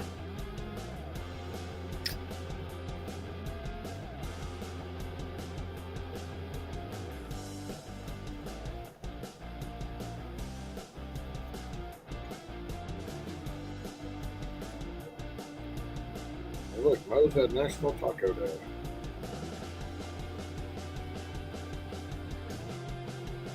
Look, seriously, I literally get up, grab my phone, and go to work. I don't even look at all the notifications on my phone. Today was Friday. That's the problem too with gig work. Gig work I got shit on there from Monday and Tuesday that I ain't even looked at. A lot of people don't just take a breath and just relax with gig work. It's like they just work and work and work. And I mean, that's not a life, that's not freedom. I don't know what that is, but it's not good. And I think with some of the people, it's like fear of missing out. Like, well, if I don't have the app on, I might miss this good order. But it's like, but man, you did $1,000 this week. What are you worried about? Take a damn day off.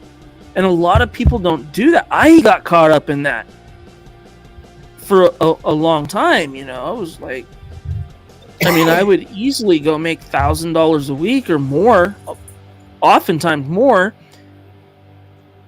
And it's like, I've made plenty of money for the week. And it's like, why do I have the app on? Shut the app off. Go home. Call it quits for a couple days, and it's just, I think there's a little bit of that fear of missing out. Like, I just don't do that anymore. I don't. I do like 4 or 5 days a week, and that's it. And that's not going to be for very much longer. That's it. It's like, I'm fixing to start going back to doing 6 days a week. About 11 hours a day. Just because I got a little bit of stuff I want to catch up, but I also want to start saving to move. So I'm going to go out and I'm going to work till, like here till about 4 to 10:30. Come home, chill out for 30 minutes or so. And then I'm going to go to Atlanta and work in Atlanta until 4 or 5 in the morning. And then come home, stay up till about 7 or 8, then lay down, go to bed, do it all over again. But I'm going to work Sunday through Friday. I'm going to keep my Saturdays open. That's my day off. I might work a little bit before I go to my buddy's house, but I don't want to if I'm working that much. But I want to save some money and get moved. And that I know I can do it that way. You know. Yeah. This place, I'm tired of where I'm at. I'm ready to get the hell out of here.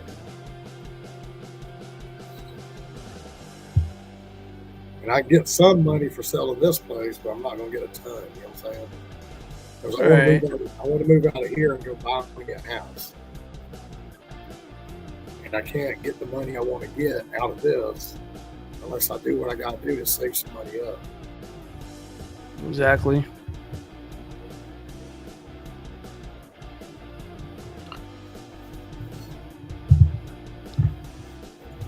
There was someone on YouTube. It was like, oh, I worked. This is kind of recent-ish. Well, in the last like 3 months or something. They're like, oh, I just did like, I don't know, something like $2,000 this week. And I was like, oh, you know, whatever. And then you find out, yeah, but they also worked like 90 hours, you know. I'm like, that's not good money. That's not close to good money. Like, that's stupid.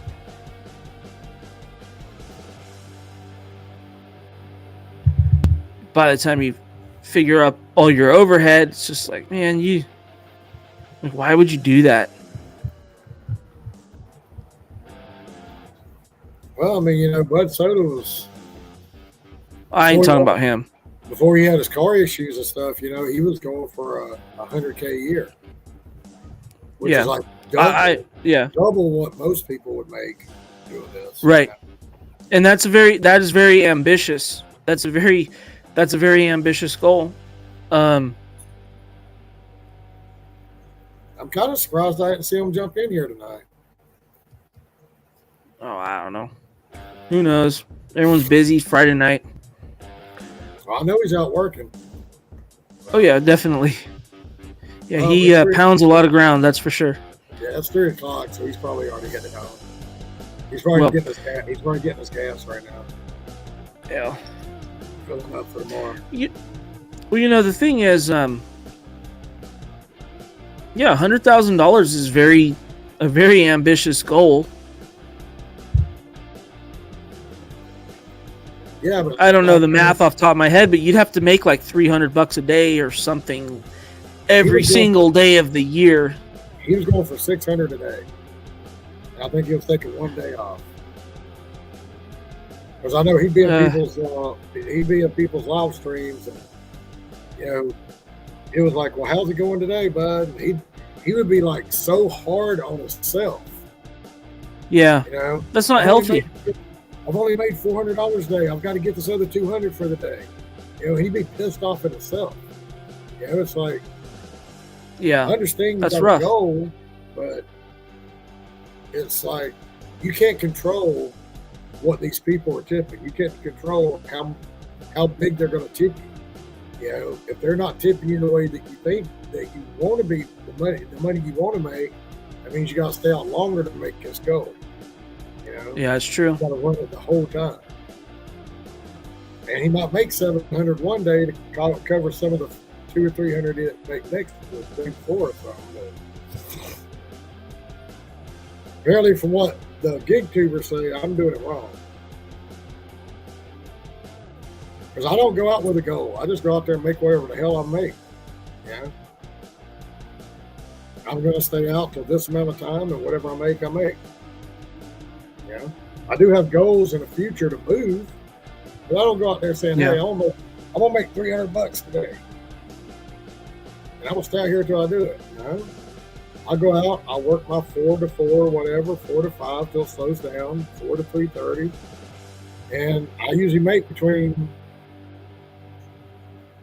$220 to $270 a day. I mean, yeah. Hell, I don't know what's so great about Atlanta, but if I have a shitty day up here and don't make a whole lot, I can go to Atlanta and work 11:30, let's say 3:30. What's that, 4 hours? I can make between $120 and $160 in 4 hours. Right. Well, you know, it's like anything. I mean, sometimes I have really good days, and some days I have days that are just awful and whatever. You know, I did find out today that DoorDash is still hiring people. Somebody told me they got put on a wait list. Apparently that's not true. Because I went in, there was this girl there, and you can always tell the new people, you know, they got the little DoorDash mask on, they got their bags. You know, this one guy comes out with 2 or 3 bags to go do one thing of food.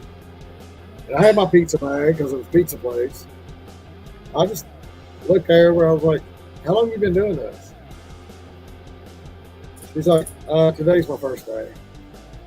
I was like, you picked a Friday to start working? I would have picked like a Monday or Tuesday or something. I wouldn't go out on Friday night. Because if you pick the orders where you got to wait, it's going to give you a bad taste in your mouth. You know? I would have picked a day that's not as busy to start, to learn this shit. right. You know?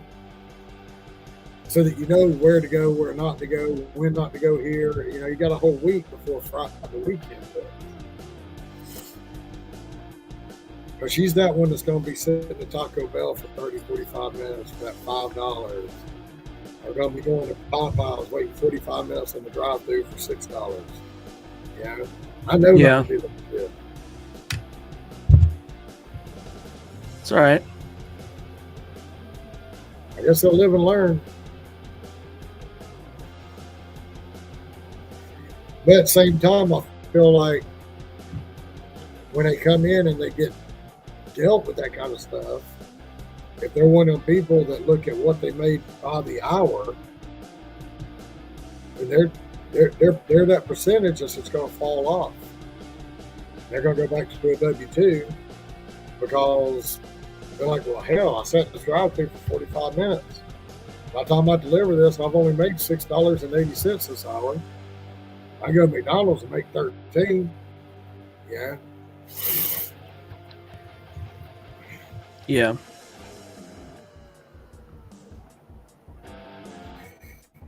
I had someone the other day. Oh, sorry. Go ahead. We keep doing that. It's like we both start, stop. It's like then I guess you got those few that are going to learn and adapt and figure out what they're doing wrong, so that they don't have to go back to the. I had someone the other day on Robert's live stream say, "Oh, well, you're going back to W-2." So, and other like in the inference was like I must have failed at gig work. I'm like, that's fucking laughable because a monkey can do fucking gig work, right? So I was like, no, I did gig work because of our circumstances. Autumn needing dialysis, needing treatment. It wasn't available. There was no treatment center available where we were living, and incredibly long story short, you know, like I couldn't work in the prison system. I couldn't live in 2 places at once, right? So we did what we had to do. So it was a nice, you know, it gave us the flexibility that we needed, and money-wise, it gave us the right amount of money that we needed to make this all happen, right? And but I never went into it with the intention this was going to be the end-all be-all. I went into it knowing that one day I was going to go back to corrections, you know? And so this person basically says that, right? So I just totally shut it down. I told him, no, I did it, you know, for Autumn, you know, and whatnot. And then he tried to say, well, I still make more than you. And I'm like, no, you don't. So he says something like, well, I don't remember exactly what he said, but it was something to the effect of, what you be getting like $12 an hour at your W-2? And I'm like, no, as a state employee, and it's all public information. I even said this, it's all public information, you can look it up. I go in at $29 an hour and some change. And I said, but if you want to compare compensation, if that's the road you want to go down, I said, sure, let's compare the compensation, you know? So I said, based on the straight time, excluding holiday pay, excluding overtime pay, but including the benefits package, the health benefits, the portion that the state pays on my behalf for myself and the family, the portion they contribute to my retirement, and what they also contribute for life insurance and whatnot. I said that entire compensation package is about $180,000 annually. I said, you ain't fucking coming close to that. And so I'm like, I mean, you're the one that wanted to fucking compare, you know? And you really can't compare them. You can't compare them. Why do people want to come on and act like it's a pissing contest? I don't know. It's the weirdest fucking thing. But, like, I generally don't like to come on here and talk about earnings. But I was like, oh, okay. You want to go down that fucking road with me? There's no DoorDasher out there that's going to go out and earn $180,000 a year total with total benefits package out the gate. Doesn't happen. They're not doing it. It's not out there. So, I was like, you're the one that wanted to step in that ring and say, you make more. No, you don't. So, sure, you could probably say, like, there's probably some DoorDasher out there that definitely earns more than the average person working a cash register at a gas station. Sure. But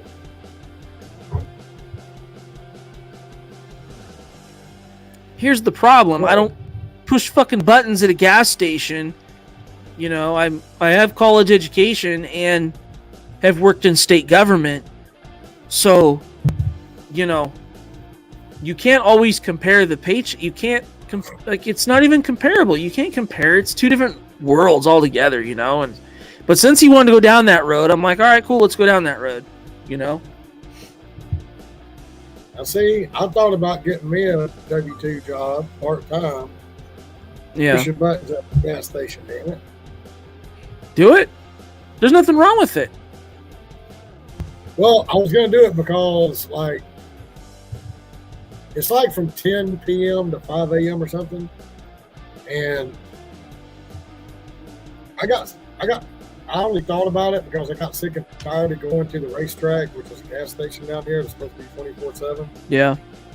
And they just like close when they want to. And I come find out that even though it only takes one person, because they have this little box right there that they can use. And it takes one person to ask you what you want, go get it, come back, ring it up, get your money, put it in that box, and give it to you. But apparently, if they've only got one person, that person gets to sit there all night and fluff the shells, sit on their ass on their phone, and get paid. So I went in there one day. I was like, hey, I want to work the night shift where I can sit on my ass and lock the doors and get paid to do nothing but everybody were closed. He was like, well, they pay you $15.25 an hour. Go fill out the application. I was like, okay.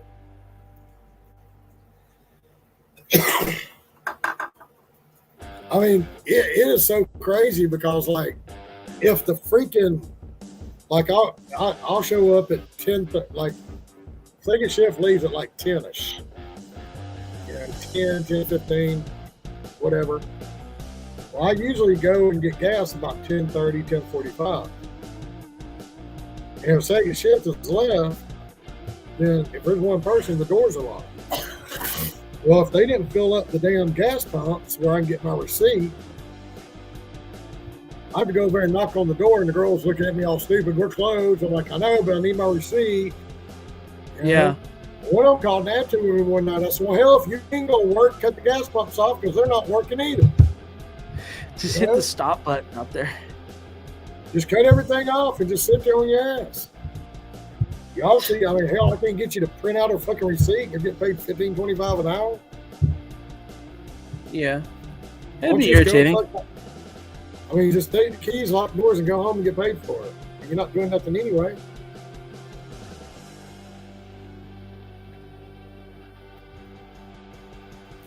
And again, I don't understand why all these people want to come in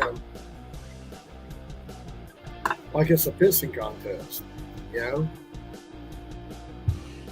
this guy might be good, making $500 a week to pay his bills. This guy might be good, making $1,000 a week to pay his bills. This guy might, be making $1,900 a week. Who cares? As long as you're happy doing what you're doing, why is it? It's like Roy said all the time. Why has everybody got to have their hand in everybody else's pocket? You may not quit gig work fully. Do your prisons do the like the 12-hour days where you do 4 on, 3 off, 4 on, 3 off? 1 week on, 1 week off. So you do a full week? Yes, 7 12s, and then I'm off for 7 days. But you get paid for the time off too, right? Yes. Okay. See, like, I think So you down double dip. here, that's what I'm saying. I think down here, they work like 12-hour shifts, and they work like 4 days on, 3 days off, 4 days on, 3 days off. But yeah, I mean, hell, on the week that you're off, you could still go and do some DoorDash or Spark or whatever. I could, but I probably won't.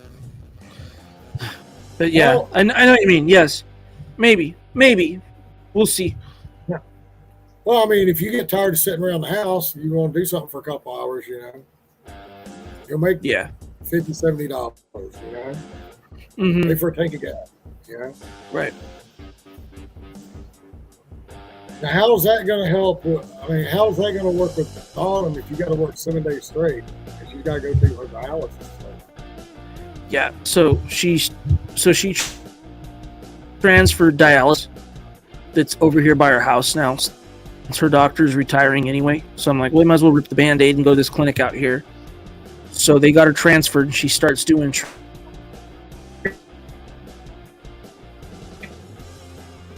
10 minutes down the road, starting next Thursday. So she'll be able to drive herself to and from, because it's a really short distance. Okay. So it'll be fine. So no more driving 50 miles each direction anymore. All right. Yeah, because I was wondering, I was like, well, if he does the 4 days, 3 days, 4 days, 3 days thing, then maybe you were going on that one day or one of those 2 days that you had off every week. Yeah.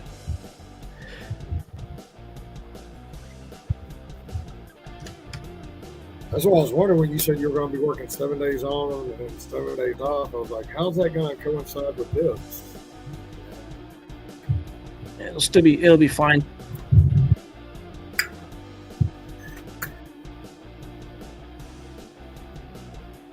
Now, I know, I don't want to get too super personal, but I know, she's like a smaller girl. And I know my cousin used to do dialysis. Is she going to be able to physically do dialysis and then drive home, being tired and everything? Because I know it wears you out.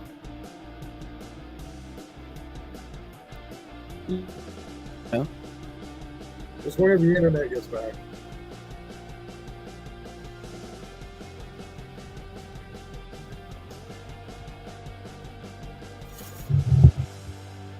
Are we back?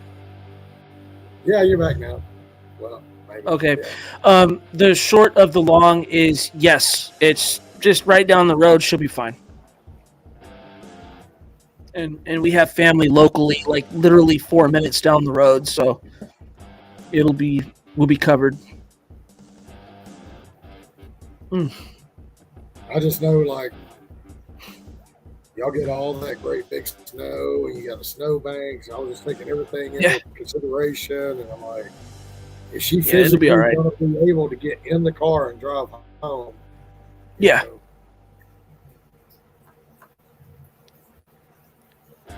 Because Yeah, she will. She'll be. when my cousin used to do dialysis, and we go pick her up, she'd come home and go to bed. She'd be in the bed the rest of the day. No, Autumn generally comes home, and I mean she's a little tired, but I mean she's got energy. She runs around doing stuff. So I mean there's times where it's not as good of a day, but in general she's pretty good.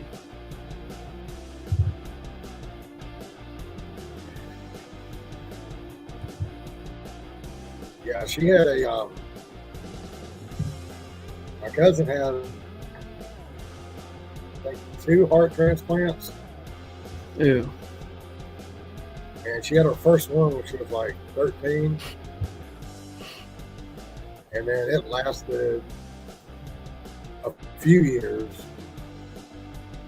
and then her body rejected it, so she had to go in and get another one. And when she got that second one,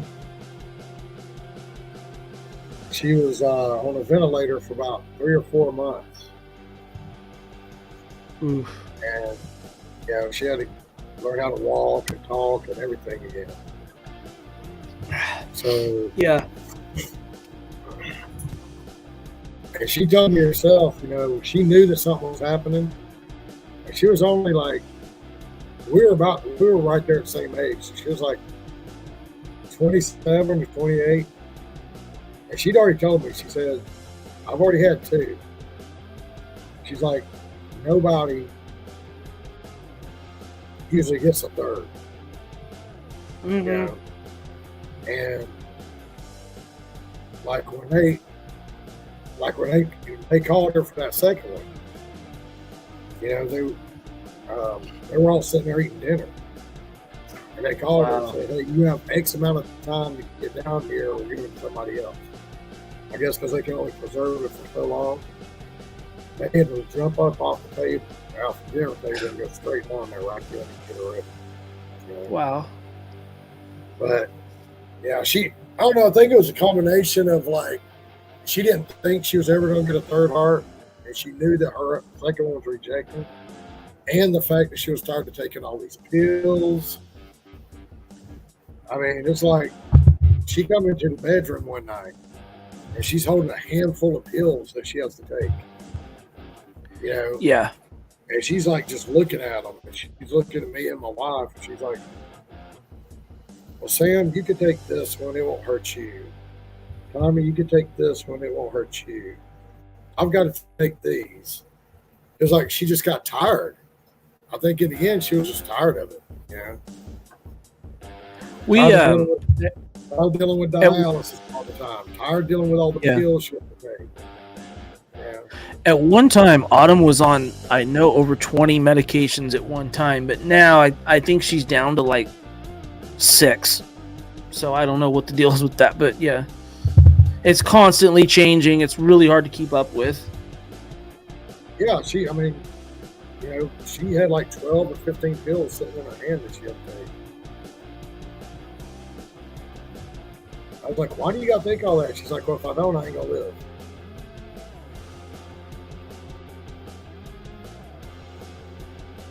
Me, I'm not a real big guy. I don't like needles. I don't like pills. The only medicine I take every day is heartburn medicine. My indigestion gets so bad, it's hard to do anything. Yeah. But, yeah, I mean, I guess she kind of knew she wasn't going to live the rest of her life. So she lived it the way she wanted to.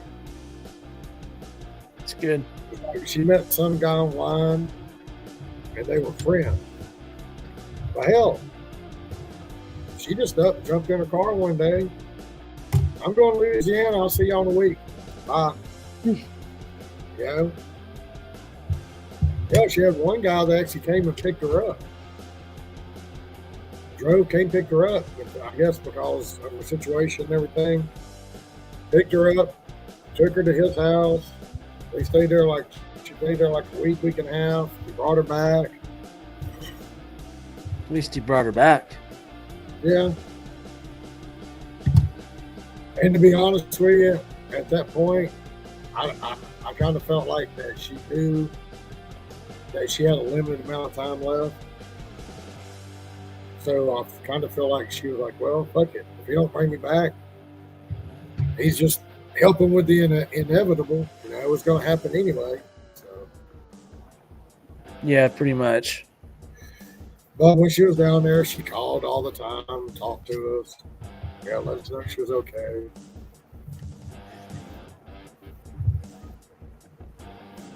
So yeah, I kind of somewhat know the situation. You know what I'm saying? It's just they had two different organs that they're dealing with. You know.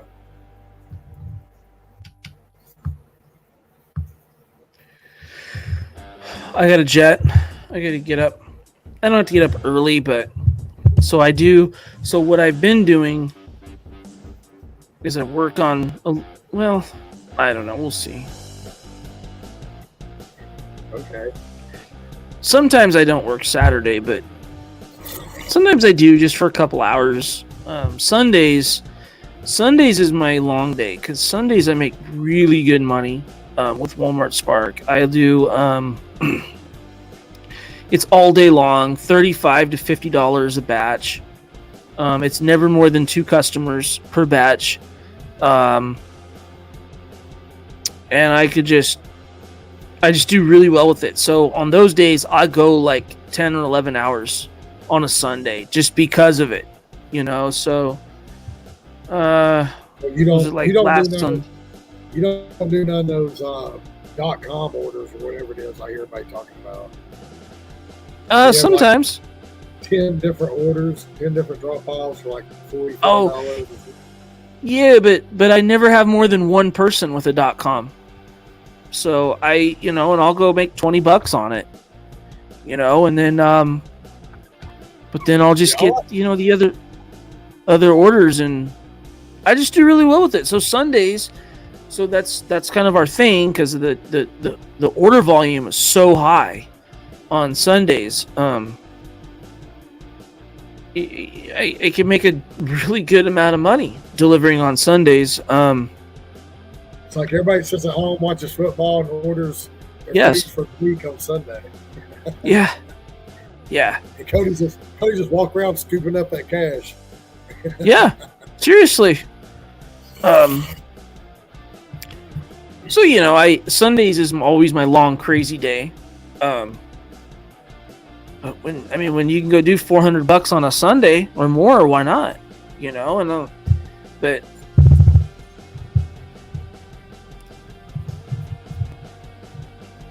I didn't work at all today, so that means I'll probably work 4 hours tomorrow, and I'll probably do like 10 or 11 on Sunday, and That's how I am on Saturday. It's like some Saturdays I'll work a few hours and go to my buddy's house. Some Saturdays I just say, fuck it, I sleep in. Then I go to my buddy's house. Yeah. And usually on a Tuesday, I never work. I don't care. I mean, Tuesdays are never that good. Even with Walmart Spark, the order volume is kind of low on Tuesdays. I can still manage to get one an hour, but I just don't usually do Tuesdays. So generally, I definitely don't work on Tuesdays, and usually I don't work on a Saturday, but that's all right. I probably will tomorrow just because I didn't work today. So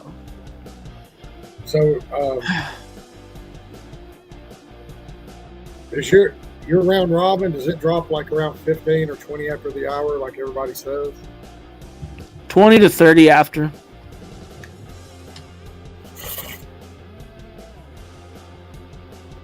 Yeah, because they said they got, you can go shop for it, or you can get the ASAP, or you can get the .com orders, get the pick it up. It's just everybody that talks about the .com orders are like, it's like 6 or 9 deliveries, And it's paying. You know what you could do? Are you on Spark yet? You're not on Spark? No, they keep sending me text message, tell me I'm approved. I'm just waiting. All right, hold on. Let me put it in the private chat because I don't want to put this on here. I don't want to give any of these gig tubers any juice or anything. So I'm going to put it here in the private chat. You don't have my number, do you? No, but hold on. I know you emailed you my address, but I'm still waiting on that damn hat. Hold on.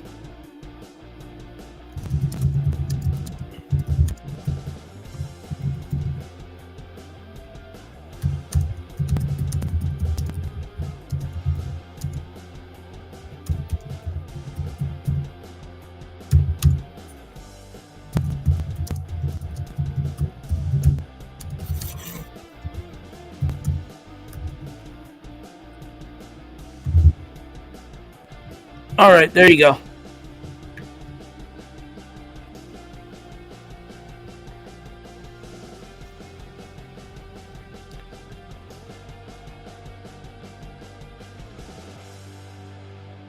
Yeah, I thought you were going to give me something I was going to take a picture of to look at later because I don't know how the StreamYard works. I didn't know if I could come back and look at it. I don't think you can.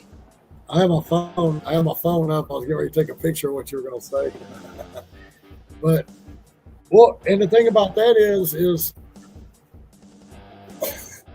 it's like I can't get on and log in.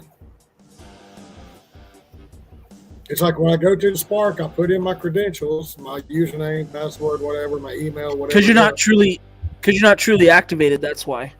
Because I went through that too. But just follow that and call them. But I don't know how I can do that if I can't log in.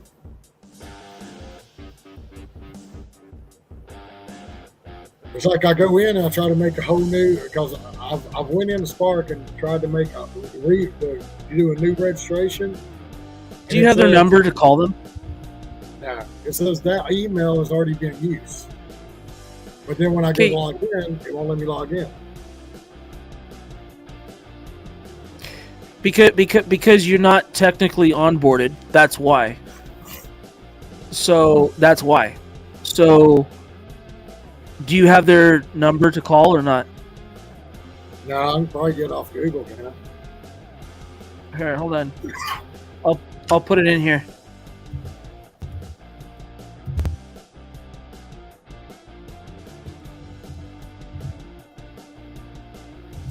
Maybe you're gonna put in something like that. Take a picture of it.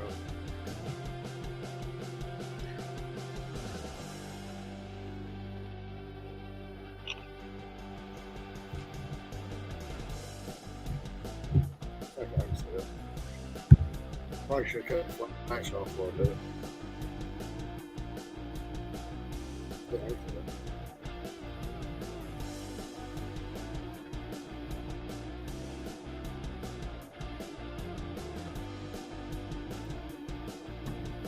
Yeah, but I mean, like other people tell me to do that too. But the problem, like I said, the problem is if I can't log in, how do they know who I am? You know what I'm saying? I don't know. I mean, sure, I can go do that, but then once you, because I actually tried to do that. And then eventually it asks you during the registration process, your email or whatever, and then it says, oh, that email's already being used. Go log in. So then I go to log in and try to change stuff, and it says, oh, well, those credentials don't match. I don't know. Yeah, Like, because it's simple. It's because you're not technically onboarded. You're not anything yet. That's why. So you just gotta get past that little hiccup. So call that number.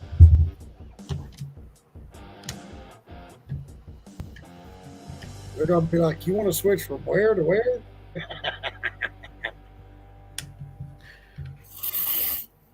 I know it works. So yeah, I got figured out. All right, I have to go. So have a good night. All right, buddy. You have a good night. All right, Next see time. ya. Yep. You want me to kick you out? Or... You got it.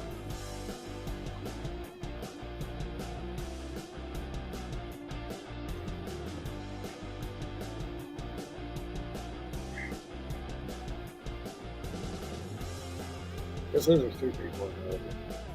Ain't nobody saying that. I figured I have a few people come in.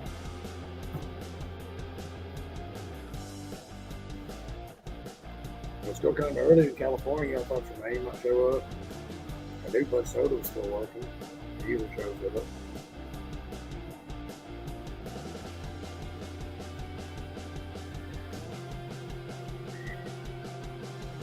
Willie came in late. It was still always in Arizona. He could have came in.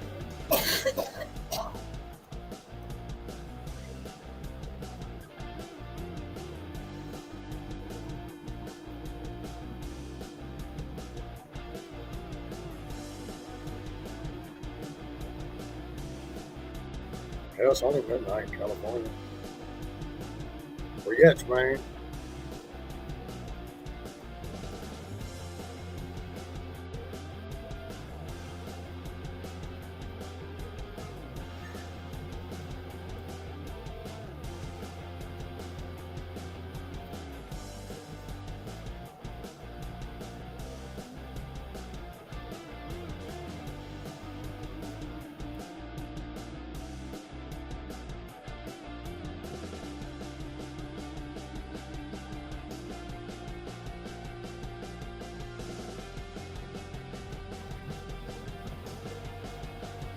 No serving thing.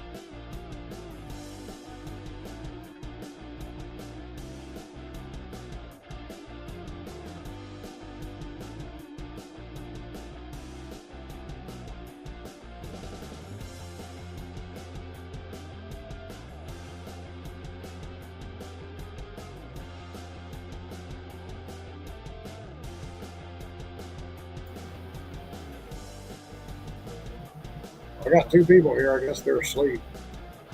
Listening to the music.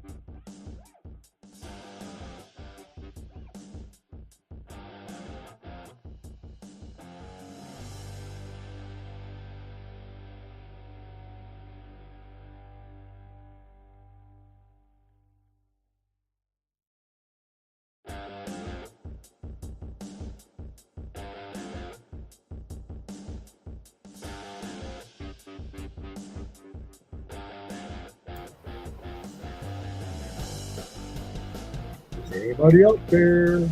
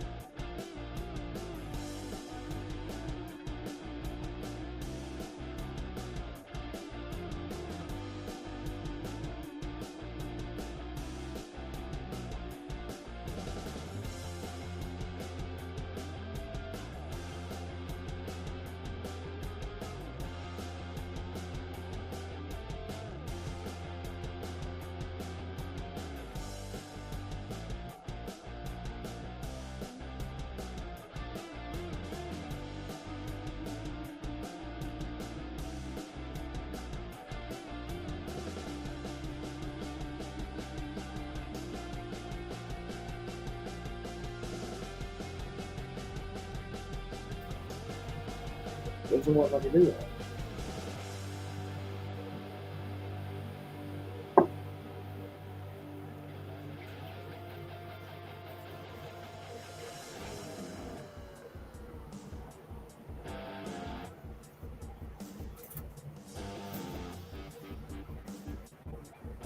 I don't think anybody else comes in. Nobody talking, nobody saying nothing. I don't even know what time was it you took the call.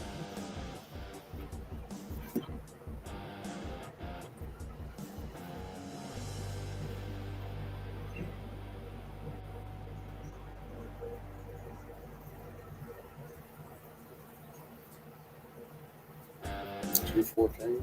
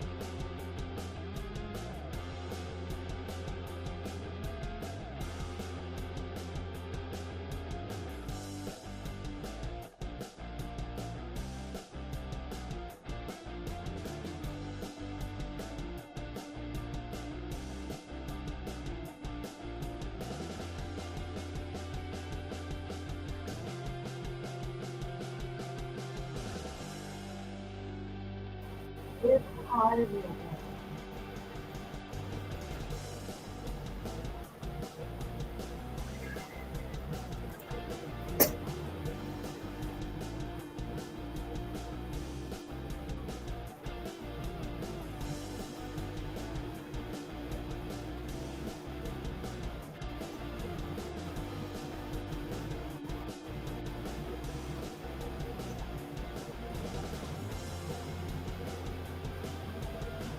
Some people come in and leave around and go to bed. I did a Friday night because I figured there'd be a bunch of people up there.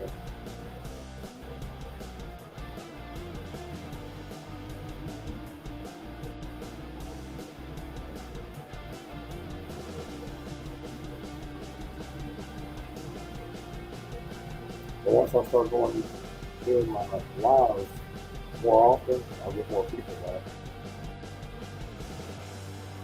You're only doing one every now and then. You're not going to retain people.